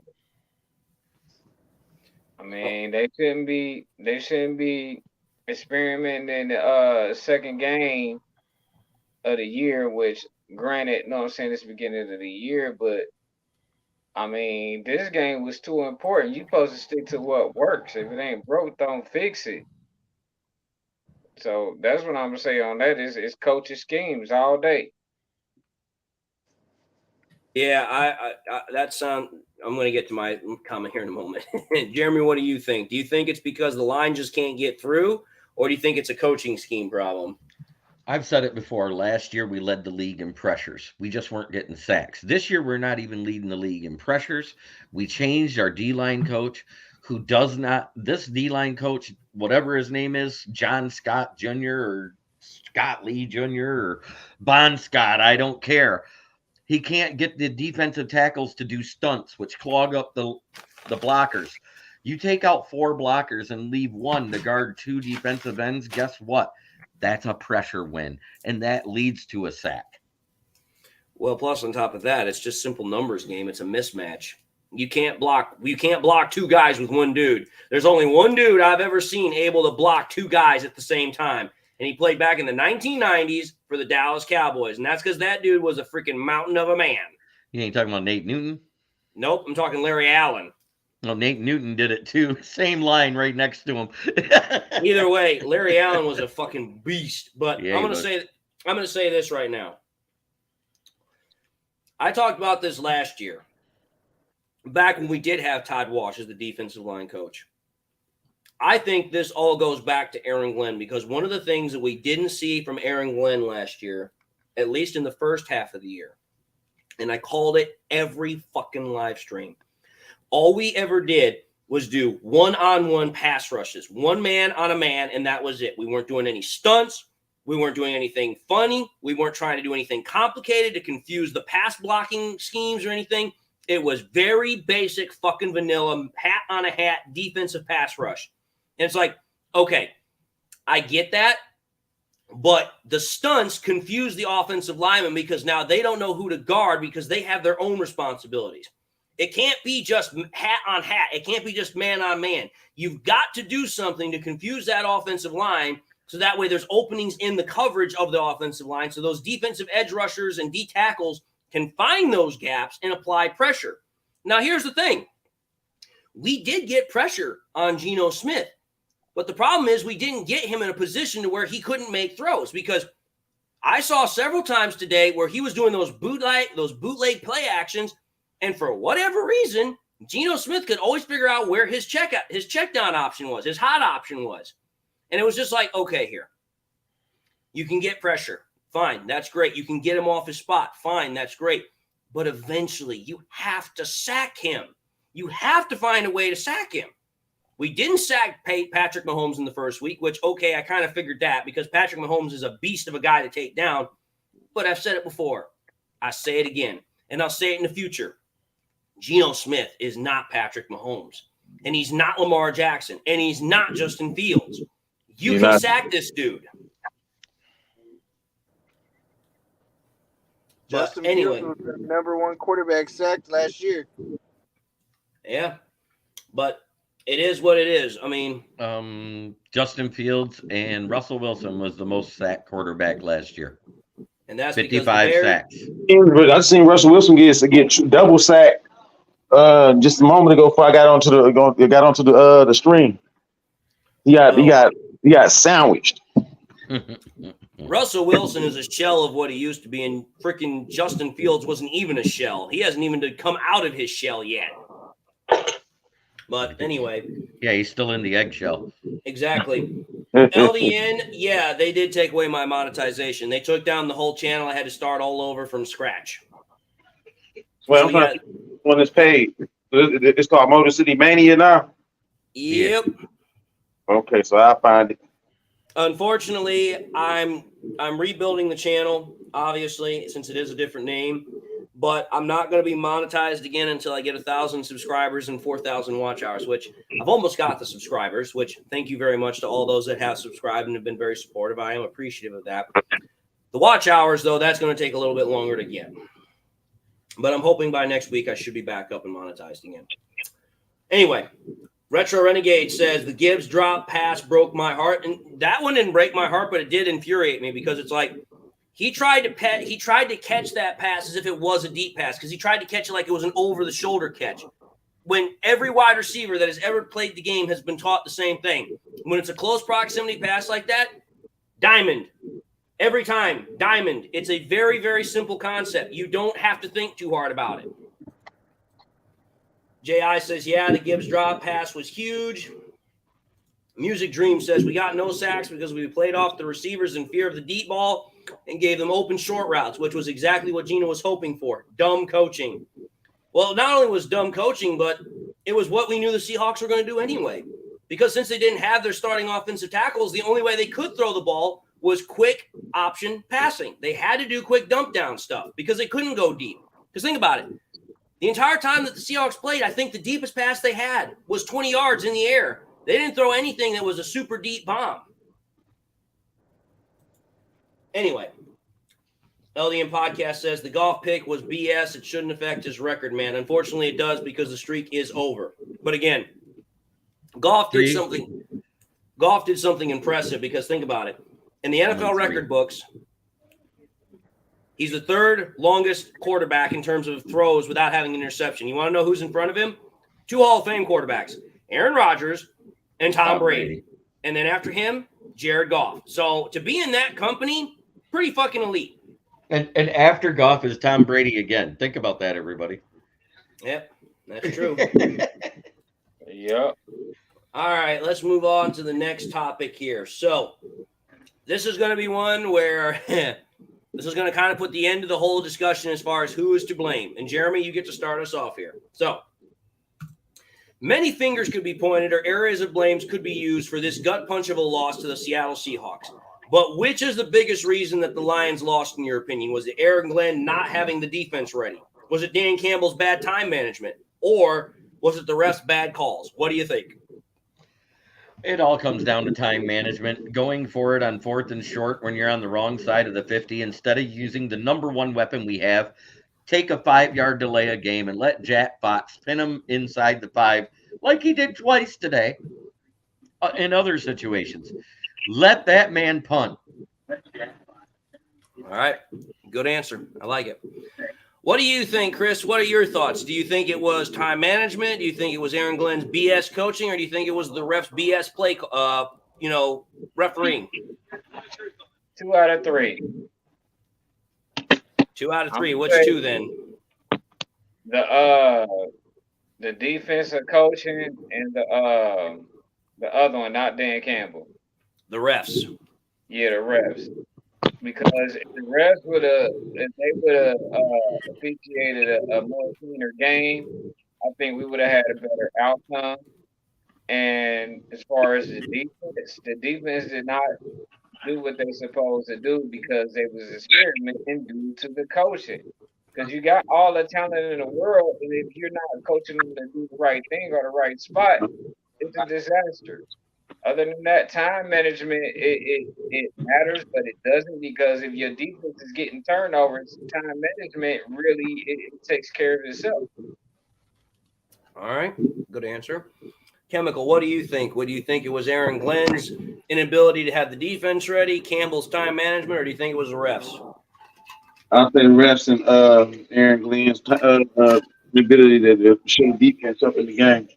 Because last week, after they made the second touchdown, the Kansas City Chiefs made second touchdown, they came into the third quarter at the beginning, they made their adjustments automatically, and that's where the pick 6 came from. All right. Fair enough. Like the answer. What do you think, Jay? What do you think about this? Do you think it was Aaron Glenn and his inability to coach? Do you think it was Dan Campbell and time management, or do you think it was the refs?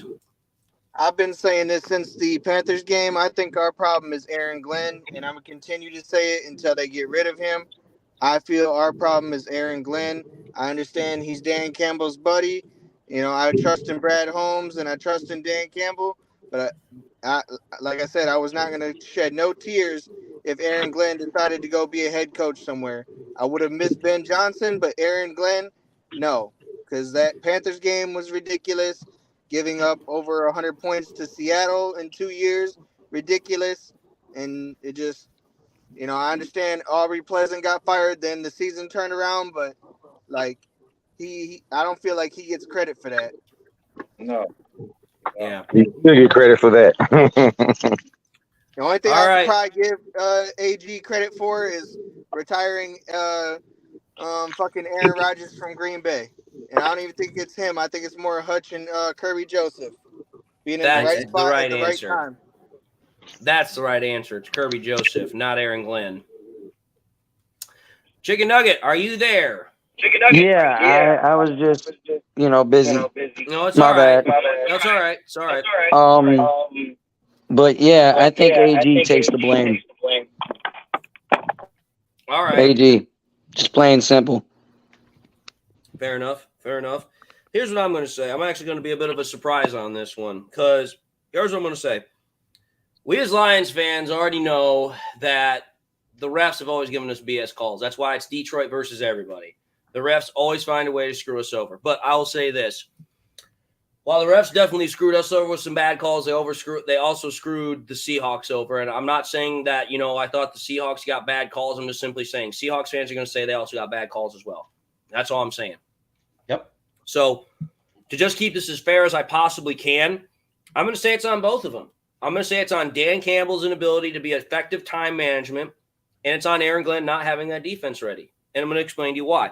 Again, going back to that earlier conversation we had, you have 1 minute and 44 seconds at both ends of the half, and you have 3 timeouts.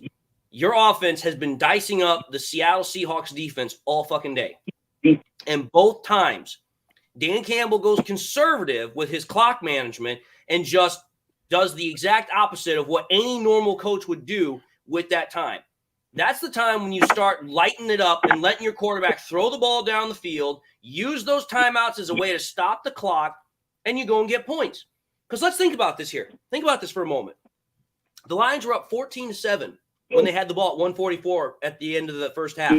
If they go down and they score 7 points on that drive and then start the game with the second half with the ball and score again, you're talking about a 28-7 start to the second half.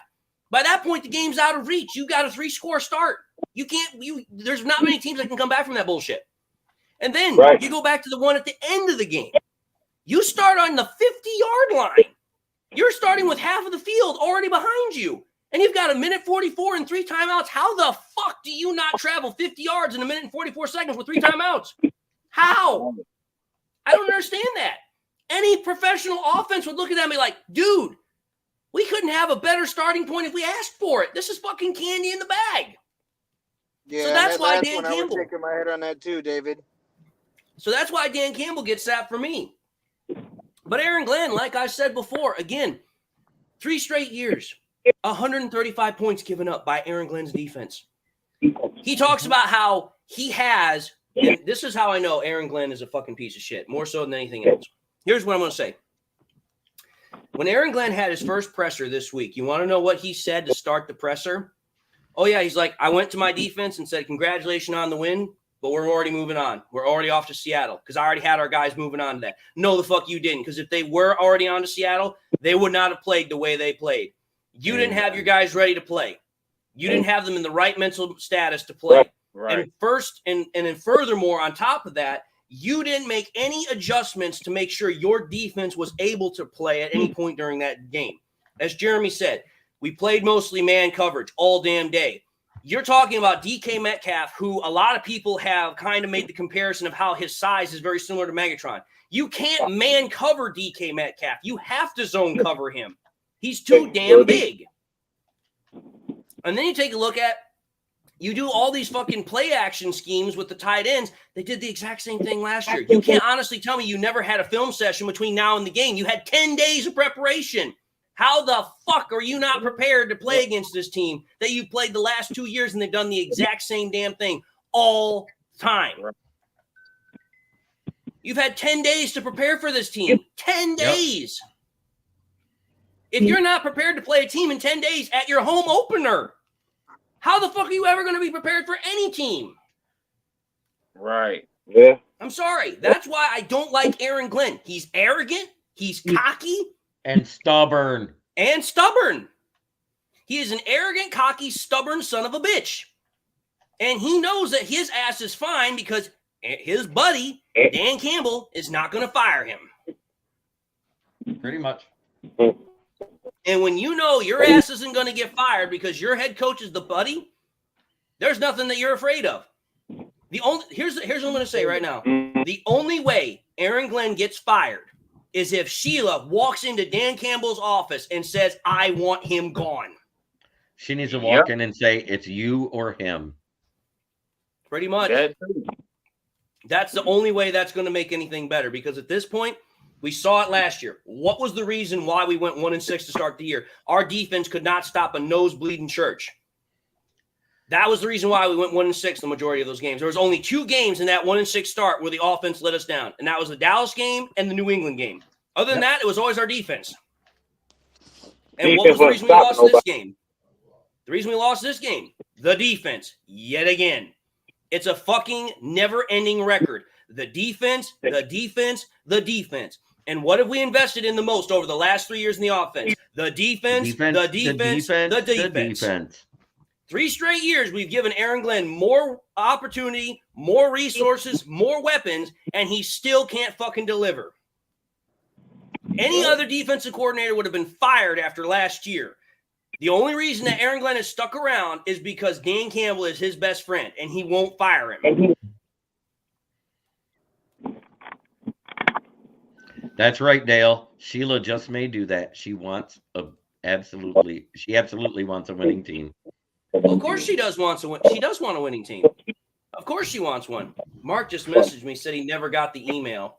Jeremy, would you perhaps give it to him so maybe we can get him in here for his comments? I don't know why it never went through because it said it did, which is stupid. Shake him up or shave him up. Dom, Campbell's not getting fired this year. Campbell's not getting fired. We're not talking about Dan. Campbell has done something that very few head coaches in Detroit have ever done. The only other head coach that has been able to do anything similar to what Dan Campbell did was Wayne Fontes. That was it. And the reason why Caldwell was fired because of 9-7 was because freaking Bob Quinn wanted his buddy Matt Patricia in there. That was just a dumbass reason that he came up with to get rid of him. 9-7 wasn't good enough, but this is let's understand something here. 9-7 got us to the playoffs the previous year. Bob Quinn just wanted Matt Patricia. Bob Quinn wanted to get rid of him. I was just about to say, if Dan Campbell doesn't fire AG, it's going to start bringing back to that Quintricia era, and I wasn't happy with that one. I'm sorry. It's just at this point, it's like, listen, you take a look at what happened the very first year with Dan Campbell. The offense can't get going. But yet, as soon as you make a change from Anthony Lynn to Ben Johnson and Dan Campbell calling the plays and doing the offensive scheming, the offense all of a sudden starts winning games. We go 3-2-1, or was it 3-2-1? Yeah, 3-2-1 to end 3-2-1 to finish the last 6 games of the year after getting rid of Anthony Lynn as the play caller. So why do you have no problem getting rid of Anthony Lynn? But yet, clearly over the last 3 years, Aaron Glenn's defense has always been the fucking weakness. It's the Achilles heel. It's always been the fucking weakness. So for me, it's like I can't understand why Dan Campbell will not publicly call out freaking Aaron Glenn because he's done it with other players and other coaches. Maybe Aaron Glenn has the same thing Will Harris has: good knee pads and an inability to bite. Yeah, I don't know. All I know is this: is that at this point, if Dan Campbell does not do something about Aaron Glenn, if he does not publicly call him out, if he does not do something to instill in the fans that he is aware of the problems, he's going to start hearing a lot more of this in press conferences because the press is very aware of what fans are thinking. They're very aware of it. And I guarantee you it's going to come up. And I'm waiting for it. I'm telling you, I'm waiting for this. Because next week, when next week comes up, and it's time for Aaron Glenn to have his presser, the press is going to be waiting for him, and they're going to feast on him like sharks having chummed water. And I'm just waiting for Aaron Glenn to act all cocky, all arrogant, all stubborn, and not want to take any responsibility for the loss. Say, I didn't do anything wrong. I wouldn't have changed. I want him to say that again. He's fired. I hope he does get fired. I want him to be fired. I mean, I want him to be fired. Even watching these games. LDV tennis. Yes, I did insinuate that Glenn is a bitch. I'm sorry, but after 2 years of having more resources given to you and you still can't get it done, I'm sorry. You're a professional coach. You're supposed to know how to get the best out of your players, and you still can't do it. At that point, sorry, sayonara. Head coaches have been cut and fired for 1 year of bad play. So you're not above a head coach. Right. And then another thing is like, you know what I'm saying? To add insult to injury, yeah, you got all of these bells and whistles in the backfield as far as the secondary, but that's where your bread and butter should have been all freaking day because you was a damn cornerback when you played. Well, to take it even further than that, Chris, here's how I'm going to make this even worse about it. Not only is the defensive coordinator a former cornerback, but we have a former cornerback that played for Detroit as the cornerbacks coach. Dre Bly. Yeah. Bly.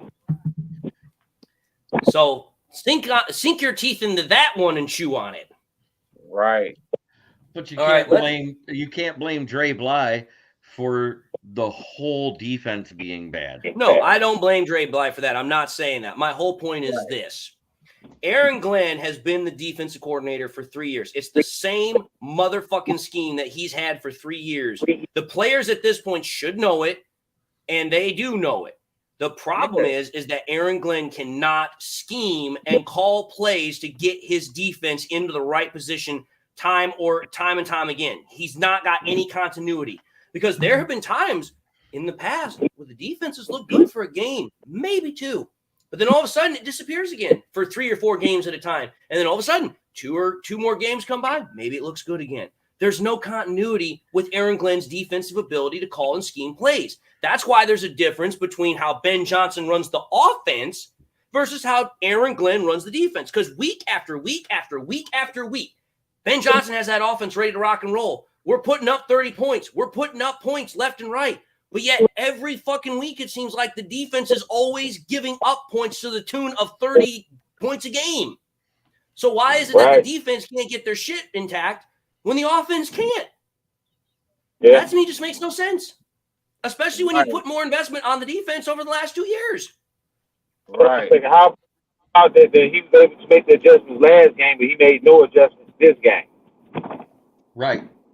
Well, they kind of had to make an adjustment last game because Jawan Taylor was totally tipping it was a passing play every time.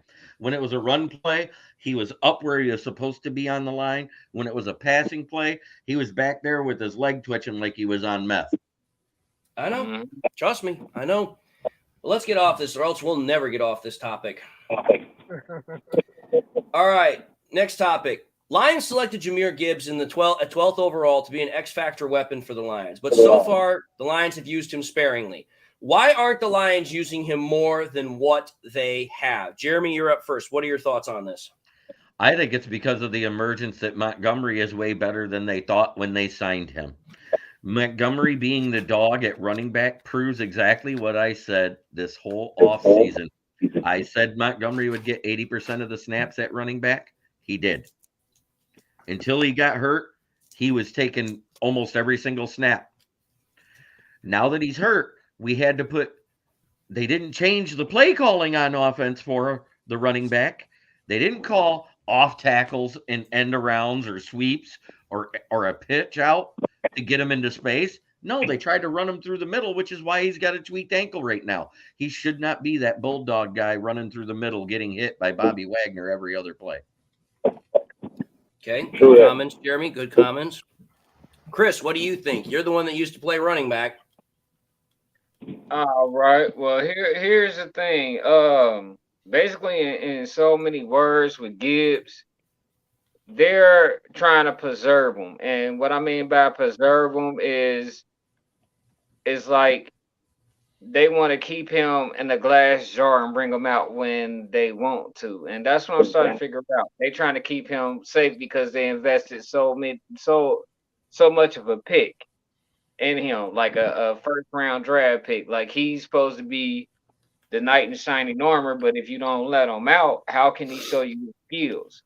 Now, as far as from a running back perspective, if that was me, if I was coaching that, I would put both of them in, and I would put Gibbs as that pass threat decoy. And when the defenses kind of say, okay, he's a pass threat decoy, I would run him on a sweep because the sweep would take care of that because he got the fast. And one thing that I'll say about Gibbs is that he's a tough one. He's a very, very tough one. So you got to take that risk on him being that tough one. Speed kills. I was one of them. Speed kills. Okay. Fair enough. Chicken Nugget, what do you think? I see you enjoying some chicken nuggets. What do you think on this whole thing with Jahmyr Gibbs? It was only right. Don't mind me. Jahmyr Gibbs, him getting a chance to get more touches now that Montgomery's down and out, is going to showcase a lot more skill and thrill. And just like Chris said, when you get guys like that, you're going to get flashes and put them out there on a sweep and let it ride with it. All right. Fair enough. Chemical, what do you think? What do you think about this whole thing with Jahmyr Gibbs not getting all that many touches? I'm with the other two brothers on this one with that. They want to go ahead and use him as like a secret weapon. When it's time for him to crack the bottle, they're gonna crack the bottle, and he's gonna be very dangerous. We've seen flashes of the dance that he can do. It's just like that they gotta gear more plays around him too. All right, fair enough. What do you think, Jay? What are your thoughts on this conversation? I feel like the Jahmyr Gibbs being kind of babysitted or whatever you want to call it goes back to when they got all these other running backs that they thought were going to be good, like Amir Abdullah and Kevin Smith and all them other people. Is when they gave them the main job and asked them to do the job, it's a tough role on the running back, and I don't think they want Jahmyr Gibbs to get hurt so easily in the season to the point where they're right back to the whole Swift situation, because Swift was really good. Then they asked him to do 100% of the job. He got hurt. Then he couldn't stay on the field. So I feel like they're trying to ask David Montgomery to do it because he's been a pro for a little bit. He knows how to do the job, and he's supposed to be learning something from David Montgomery. And Johnson's supposed to be putting him in this weapon role. I just don't think they know what they want to do with him, because they don't know where to put him. Like, he's got this speed, but they're not putting him at a receiver position. He's got the running back skills and the elusive, but they're not putting him in. So I feel like it's just because they really don't want to see him get injured and have to be running back again. Got a lot of feedback out there. Here's what I'm going to say. I think that all three of you guys have got it on the head. I think Chris hit on something. I know Jeremy hit on something. And you just hit on something, Jay. Here's what I'm going to say. Part of the problem is, again, like Jeremy said, I don't think they were expecting that, sorry, my eyes are watering. I'm not crying, but my eyes are watering. I don't think that the Lions expected that David Montgomery was going to be as good as what he was. I think they thought he was going to be the main bell cow back one way or the other, but once they started to realize how good he was going to be behind this offensive line, they thought, okay, this guy clearly knows how to run the ball. He's doing it very well. We're going to ride the hot hand, which is exactly what they've done. And I already knew that Montgomery was going to be very good because I've said it before. I'll say it again. The Bears were only allowing their running backs, and I'm talking about all running backs, whether it was the quarterback, running backs, all their ball carriers, only 2 yards per carry before defenders were hitting them. The Lions, for all of their ball carriers last year, were allowing double that amount with 4 yards before they were getting hit. When you consider the fact that Montgomery, behind a very bad offensive line of the Bears, was almost putting up 1,000 yards rushing last year, when he came out to Detroit, I said it.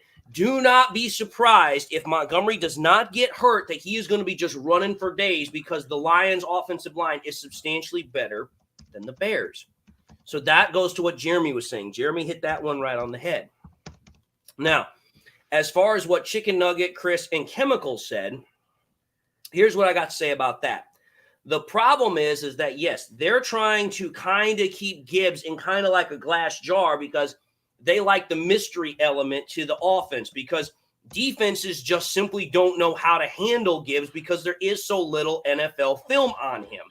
And when you don't have any NFL film, it's very hard to game plan against an opponent because, okay, you have to account for this player, but yet I don't know what the offense is going to do with him.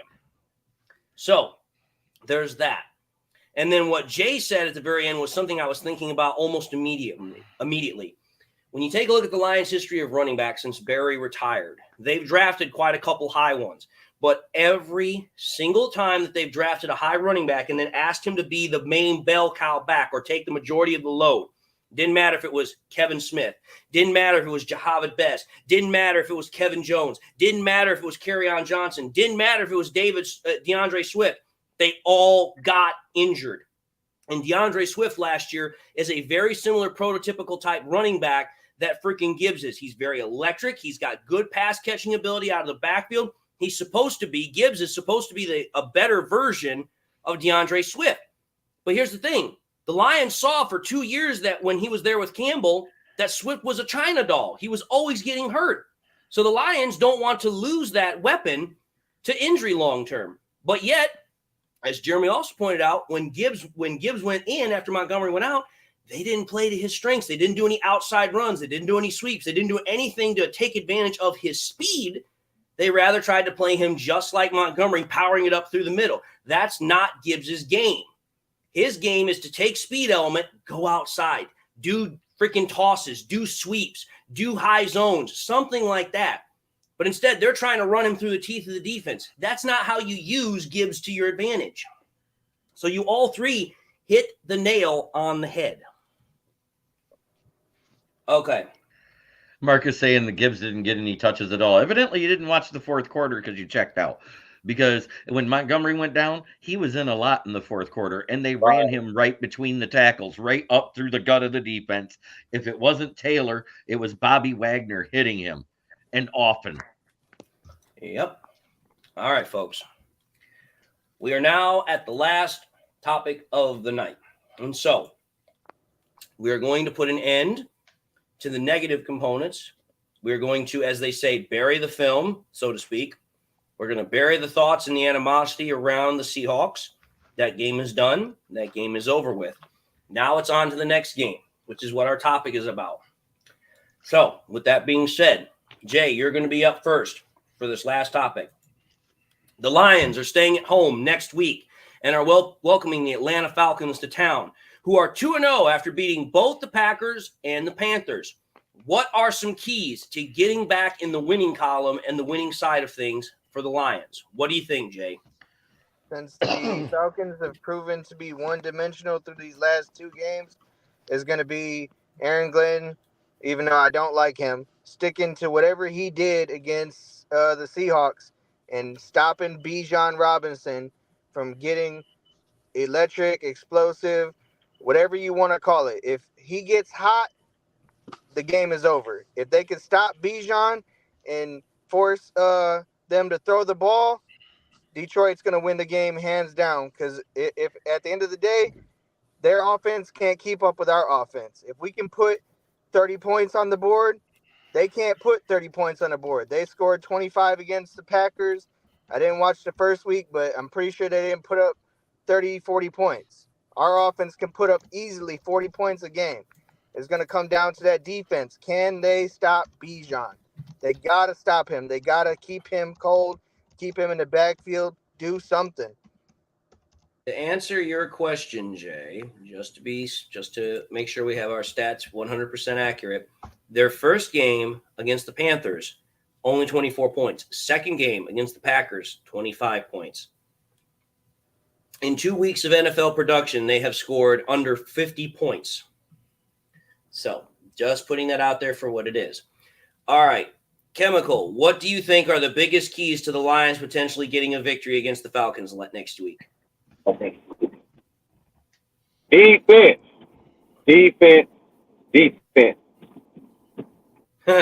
Well, I like the succinct. I heard what he said. All right, fair enough. You hear me? All right, with that having been said, let's go to Chicken Nugget. Chicken Nugget, what do you got? Defense, just like Chemical said. Defense. And just like Jay said, their offense can't score 30 points like how we can score 30 points. So we got to tune it up on offense and get some good up-tempo play, and we can beat this team. I know we could. Just because they beat the Packers don't mean they'll beat us. So we're going to come out hot and swinging. All right, fair enough. Chris, what do you think? What are your thoughts on this? Well, the way that we can beat the Atlanta Falcons is everybody who was before me. I take all of that, but we can't forget about the past, because, I mean, look at what Geno Smith did. They're going to be game planning for that. So Aaron Glenn got a game plan for if they doing passes, cover them mugs. Other than that, our run stop was pretty decent. We pretty much had, you know what I'm saying, one of those games to where it was close to Dalvin Cook. We didn't stop them more or less than that. They got more rushing yards than Dalvin Cook did in that Minnesota game. But other than that, you still gotta be able to secure that pass when they try to do it, because they're gonna use Bijan Robinson for that play action, because that's where the focus is gonna be at. Everybody saying stop Bijan Robinson, but you got to be able to stop that pass also, like the tight ends lighting us up in the middle, or on those slant routes in the middle is killing us. So that's what I'll say about that. Defense, like everybody else said. Okay, fair enough. Jeremy, what do you got? Everybody said it. We have to stop them. That's all there is to it. Fair enough. I like this. I like a succinct answer. Here's what I'm going to say. You guys all nailed it on the head as far as the defense has to stop Bijan, because again, we have to understand something here. The Falcons' offense is a one-dimensional offense, and let's just put it even more succinctly than that. It's a one-person offense. Desmond Ridder does not scare or intimidate anybody as a quarterback.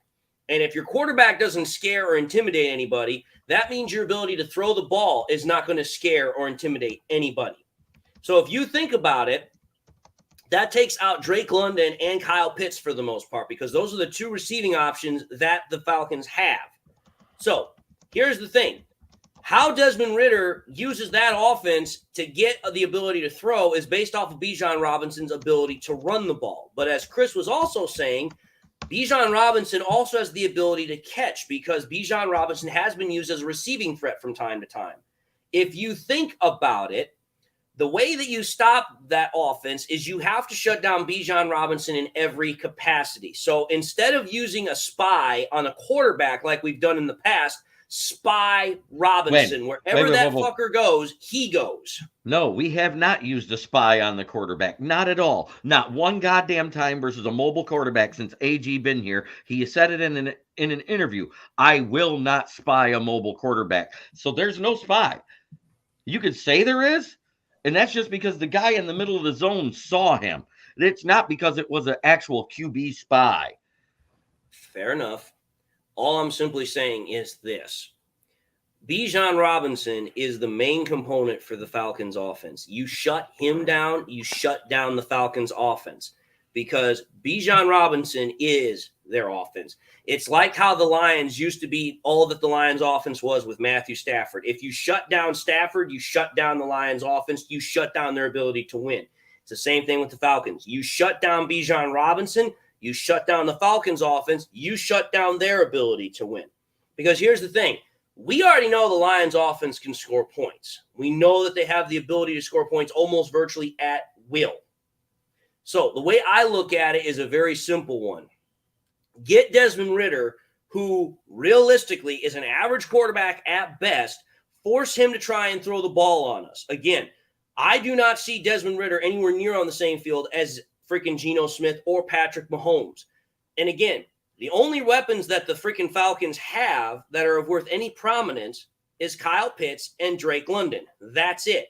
We saw Cameron Sutton do a pretty good job against DK Metcalf, so I'm pretty confident they're going to put Sutton on Drake London. Now, who do you use to cover Kyle Pitts? Because Kyle Pitts is kind of like a freak of a tight end. Well, enter in Kirby Joseph, CJ Gardner-Johnson. You might even put maybe Jack Campbell on him, who's a pretty good cover linebacker. You might even put Alex Anzalone on him, because even though Alex Anzalone is not a good tackler, he is the best cover linebacker we have. So you have options. And Brian Branch, too. You could also use Brian Branch, but Brian Branch is a little bit smaller than either CJ Gardner-Johnson. So I would much rather use Johnson or Kirby Joseph over Brian Branch. Also, on top of that, they've got a little bit more experience than Brian Branch. Nothing against Branch. I like him. It's just I want to use experience here. My whole point is this. If you shut down Bijan, you force the Falcons to have to throw the ball. And how do you force them to throw the ball? Once you get them off the field with your defense, the offense goes out there and just scores points. You run it up. 28, 27, whatever it is. You start just making points all just happen at will.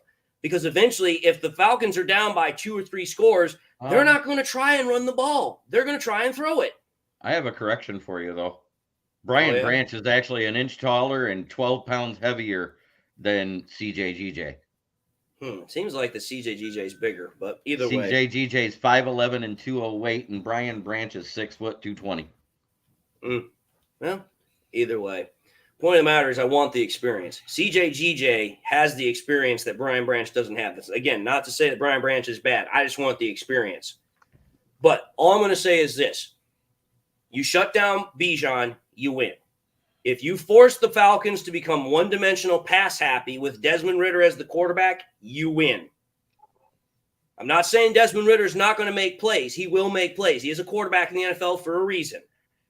But your odds of winning go up substantially if you force the Falcons to have to use Ridder as your main offensive component rather than Bijan. I don't trust us to make anybody one-dimensional.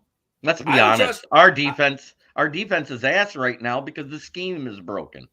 Oh, I agree with you. I 100% agree with you. Our scheme right now is crap. And I know it's crap. It's been crap for 2.5 years. But that's the problem, is that as long as Glenn is the coordinator, I'm just gonna say this right now, and it's gonna sound whatever, but I'm gonna say it. With Glenn as the coordinator, you're just gonna have to hope that he woke up one morning, ate his Wheaties, and he's on point for that day. Otherwise, you're kind of fucked. And yet, I'm gonna say one thing that gives me hope. Ridder and the Falcons together playing has yet to win a game on the road. They have only won at Atlanta. That's interesting. That's very interesting. That's going back through last season because they talked about it. Desmond Ridder is 26-0 since college with home games. Yeah, I wonder what his away record is. Not 26-0. Yep. All right, boys and girls. If I could say one more quick thing right quick. If this happens to be an offensive shootout and Aaron Glenn fucks up and they ask him if he, anything about it, that right there, they should call his fucking head. Because if Ben Johnson's doing all the fucking work and Aaron Glenn doesn't do shit to stop Bijan and it ends up being a fucking shootout, which I don't think Desmond Ridder can keep up with our offense, and Ben Johnson, then I don't care if I have to drive down there myself and run on the field and tell Dan Campbell, fire that motherfucker. I'm sure there's about 66,000 fans that would say the same thing. Silent says, don't forget AG made Bailey Zappi look good last year. Wait a minute. Bailey Zappi actually went 3-1 before they stopped him as a starter. So it wasn't just AG. And let's also remember something here. Bailey Zappi is the only quarterback that I can remember in NCAA history that threw 6,000 passing yards in a season at Western Kentucky. So that does say something about Zappi's ability to be a quarterback. Desmond Ridder never did that shit. Retro Renegade asks a question to me. He says, David, have you considered starting a Patreon? I'd happily pay a small monthly fee to support the consistent content I enjoy. I've thought about it, but I'm going to be honest with you guys. YouTube is a free platform for people to watch content. I get paid if I get monetized. So I don't believe in charging you guys the ability to watch content that you should get for free in the first place. I'm not a prick that's just out to get money. I'm more about having the ability to express good Lions content out there because I'll be honest, there are a lot of bad content creators, not saying that they're Lions, but there's a lot of bad content creators that will say a whole bunch of janky ass shit and they just go ahead and just all they care about is money and subscribers and everything else. I care more about having good quality content for my subscribers. So for me, I'm the kind of person that's like, listen, I've thought about it, but I'm more about making sure you guys have access to content that I'm going to get paid for from YouTube anyway once I'm monetized. That's why I keep saying, listen, let's get the subscriber count up. Let's get the watch hours up because I don't want to do Patreon because I don't think that's fair. You guys shouldn't have to pay a monthly subscription to me so that way you can watch my content. That's bullshit. What I love about your videos, Dave, is the stats. Like, even though people like to call you a golf lover or anything like that, You can back anything you say up with stats. Right. Anybody else cannot do that. They just start mumbling or saying, this is my channel, I'm right. Well, I'm going to just say this. I know that there are good content creators out there, and they have their own formats for their shows. Case in point, I've watched Jeremy's content. Jeremy has great content. How he does his show, it is entirely different than mine. But that doesn't make him wrong. That doesn't make him a bad content creator. I think Jeremy's one of the best content creators out there as Lions content creators go. He just doesn't get the same recognition that a lot of us do because he does everything via live stream. He doesn't do pre-recorded videos because he wants his supporters to be consistent, loyal people that constantly show up. And he's told me this in the past. So for him, that's how he does it. And there's nothing wrong with that. My way is just different. Doesn't make it any better. It's just different. My format is my format. Because, again, if you think about it, how Jeremy does his channel, nobody else does their channel the way Jeremy does his. That makes it completely unique. My channel, nobody else does their content the way I do my content. It's completely unique. And I like it that way. We should all be different to be able to kind of reach varying components of the Lions community here, because there should not be one person being the go-all person for content creating in the Lions community. I think that's bullshit. There should be enough space for everybody to have something to say. Doesn't matter who it is. So again, going back to the original question by Retro Renegade, I've thought about Patreon in the past. I've thought about other things to potentially as far as selling. But again, I believe that my content should be free access for everyone to have, because once I'm monetized, I get paid anyway. And at that point, it's about you guys coming back and thinking my content is good to watch it. That's the reward I get anyway. There's no reason to, as they say, double dip. That's me just being greedy. And I'm sorry, there's enough greed in the world for 1,000 times over. I don't need to add to that problem. Well, anyway. I got a question for you, Dave. Is these live hours that we doing now, or are they counting towards your hours? So the way that works is the hours that are accumulated here, as far as when the live stream is going, is different than the hours that are picked up after it's officially done with the live stream. Once the live stream is done, that's when they start accumulating the hours up. That's the hours count both ways. It's just different hours. One's considered views and the other one's considered watch hours. That's all it is. That's correct. And I don't know exactly how it breaks down, because I know my watch hours go up from live hours, but they go up way more when the views happen after. That's true too. But again, the whole point of the matter is that I get most of my watch hours from my pre-recorded videos, because typically with my pre-recorded videos, it's a 20-minute video. And I've noticed this in the past. As much as I hate to say it, most people only have the will or desire to watch at most a 20-minute video. They don't want to sit and watch a 2 to 3 hour live stream.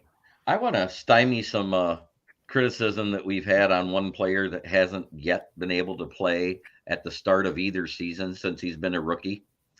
When he had off-season camp, he struggled to catch the ball and all of that stuff. Do we remember a few drafts ago when there was a high draft pick to 5th overall and he struggled to catch passes all preseason before he actually got to take the field? You guys know who I'm talking about? Yes, sir. I'm trying to remember, but I'm sure I think I do. Who is he? It was the guy that set the reception yards record that year. It was Jamar Chase. Yep. I remember that. Because even Cincinnati beat writers were saying, man, we shouldn't have drafted this guy. We should have drafted Sewell. It was all over Cincinnati media. So I'm not giving J-Mo hate. I'm saying stymie it. Stop it. The kid made a mistake. He owned up to it. He didn't appeal it. He's taken his suspension. He said everything right, and nobody here wants to give the kid a chance. I'm going to say this also about J-Mo here. Here's the thing that bugs me the most about the J-Mo hate. Here's the thing. It would have been one thing if J-Mo would have done something else that was illegal or broken NFL rules, but he has not done that. He's only done one infraction that's broken NFL rules, and that was the gambling violation for betting on college basketball games. Not even football games. No, basketball. I take that back. It was a college football game at the road game when we played against Green Bay from the hotel room. Either way, the point of the matter is that that's the only infraction that he has done to garner any negativity. All this other negative bullshit against freaking JMO is because of stuff that people in the media, not to mention any names, have trumped up. Whether it was the stupid freaking fireworks, whether it was because he went out into the middle of the worst part of freaking Detroit to go and get some dumb chili dogs or some shit, because he went to Vegas after he got busted for the whole gambling thing. He's over 21. He can legally gamble. He's not breaking any laws. So shut the fuck up. Who the fuck cares? And yet, at the same time, guess what? He was in Vegas all ready for that fight when he got the phone call from his dad to say he was suspended. It wasn't the league that called him. It wasn't the coaches. It wasn't Brad Holmes.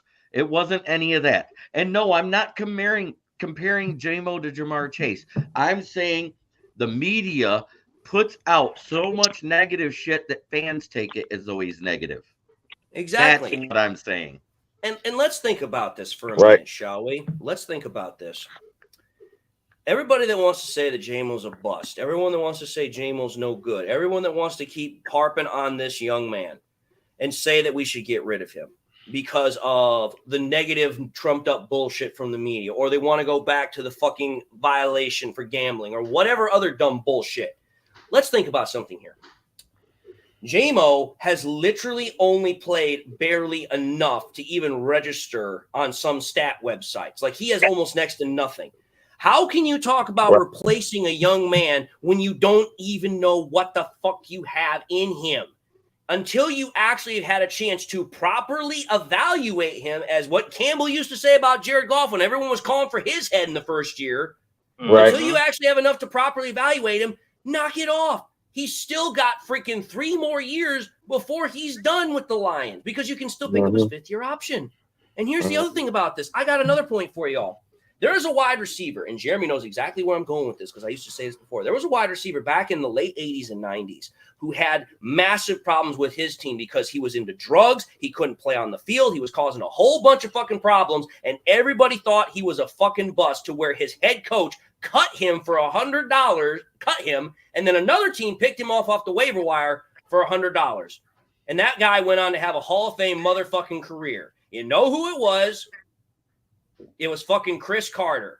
He had so many problems with the damn Eagles that even Buddy Ryan gave up on him. He didn't want to give up on him, but he had to give up on him. He goes to the Vikings, and he has a Hall of Fame motherfucking career making one-handed catches that nobody's ever been able to do ever since. Not even OBJ can replicate what he used to do.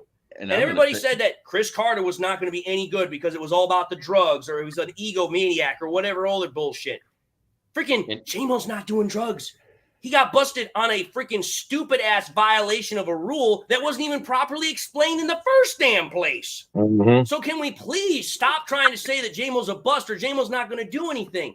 For crying out loud. JMO's not Charles Rogers. He's not Titus Young. He's not any of these other wide receivers that we've drafted that had other problems other than a rule was not properly explained. That's what it comes down to. By the way, I went to the Twitch website the other night, and JMO was on there playing Madden against somebody and streaming it on Twitch. And he used Goff in an RPO and had Goff run for a 54-yard touchdown and made the guy rage quit. I remember you bringing that up. My whole point is this, folks. Jameson Williams still has 4 more weeks of this suspension. He's got 1 more week before he's allowed back in Lions facility. Let's freaking wait until JMO gets back and we start seeing him get integrated back into this offense before we start saying anything else about the kid. And if over the last 12 games of the year he doesn't do anything, maybe you can start talking about it. But here's the thing. He still has 2 more years on his rookie contract because they can pick up his 5th-year option. He's got plenty of time, folks. And this is only his 2nd year, so they got 2 more on that. That's technically 3 with the 5th year. On top of that, let's all go back to one thing. If you trade away a first-round pick, guess what? You just screwed $20 million in dead cap. That's right. So let him go ahead and get his thing in. The whole point of the matter is that this is the problem with Lions fans. And again, I'm a Lions fan, but we need to keep some things in reality, much like this game right now. Did we lose? Yes, we lost, but it's not the end of the motherfucking world. It's one game. We've got 15 more games to go. Jameson Williams got busted for a 6-year suspension on violating the gambling policy on gambling in a team facility, which was a hotel. It wasn't in the stadium. It wasn't at the actual practice facility. It was a hotel room. The freaking rule was not properly explained. So let's back the hell off. Let's understand the reality of the situation. Lions are 1-1. They are tied with freaking the Packers at the top of the division right now. Jameson Williams still has 3 years on his contract before the Lions have to make a decision. We haven't seen what the kid can do yet. Let's back the hell off. We have got plenty of time. There is no reason to start pushing the big red button to launch the nuclear launch codes into the world. We got plenty of reason to still be hopeful. Does it suck that we lost? Yes, it does. Does it suck that Jameson Williams is not playing? Yes, it does. But it's not freaking worth all of this negativity. We got some of the worst fans in the world, I swear. Well, we've got some of the worst fans. We've got some of the worst fans in the world, and we have some of the best fans in the world. Because our fans are dead ass loyal, but at the same time, they can also be some of the biggest cry baby bitches in the world. I'm sorry, it's the truth. Anyway, with that having been said, I think this is a good place to call the show to an end because that was our last topic. So, as always, Jeremy, take us away. By the way, Lions fans, if you do want to take and get some new content in as far as writing's concerned, go over to the SouthFloridaTribune.com. I write for the Motor City Tribune underneath their heading. Go ahead and read some of my content. I am a no bullshit writer. I call it like I see it with my game previews and game reviews. That being said, try every day to be a better person than you were the day before because that's the only way to make the world a better place. This has been Motor City Mania. Absolutely. And I want to just say thank you all to those that joined the panel tonight. Jeremy, thank you as always. Chris, thank you for being on the stream to begin with and also on this one. Chicken Nugget, thank you for dropping in. Chemical, thank you as well. And Jay, thank you for dropping in. So with that having been said, I want to say thank you all for tuning in to Motor City Mania's live stream. And with that, God bless, and I'll see you all later.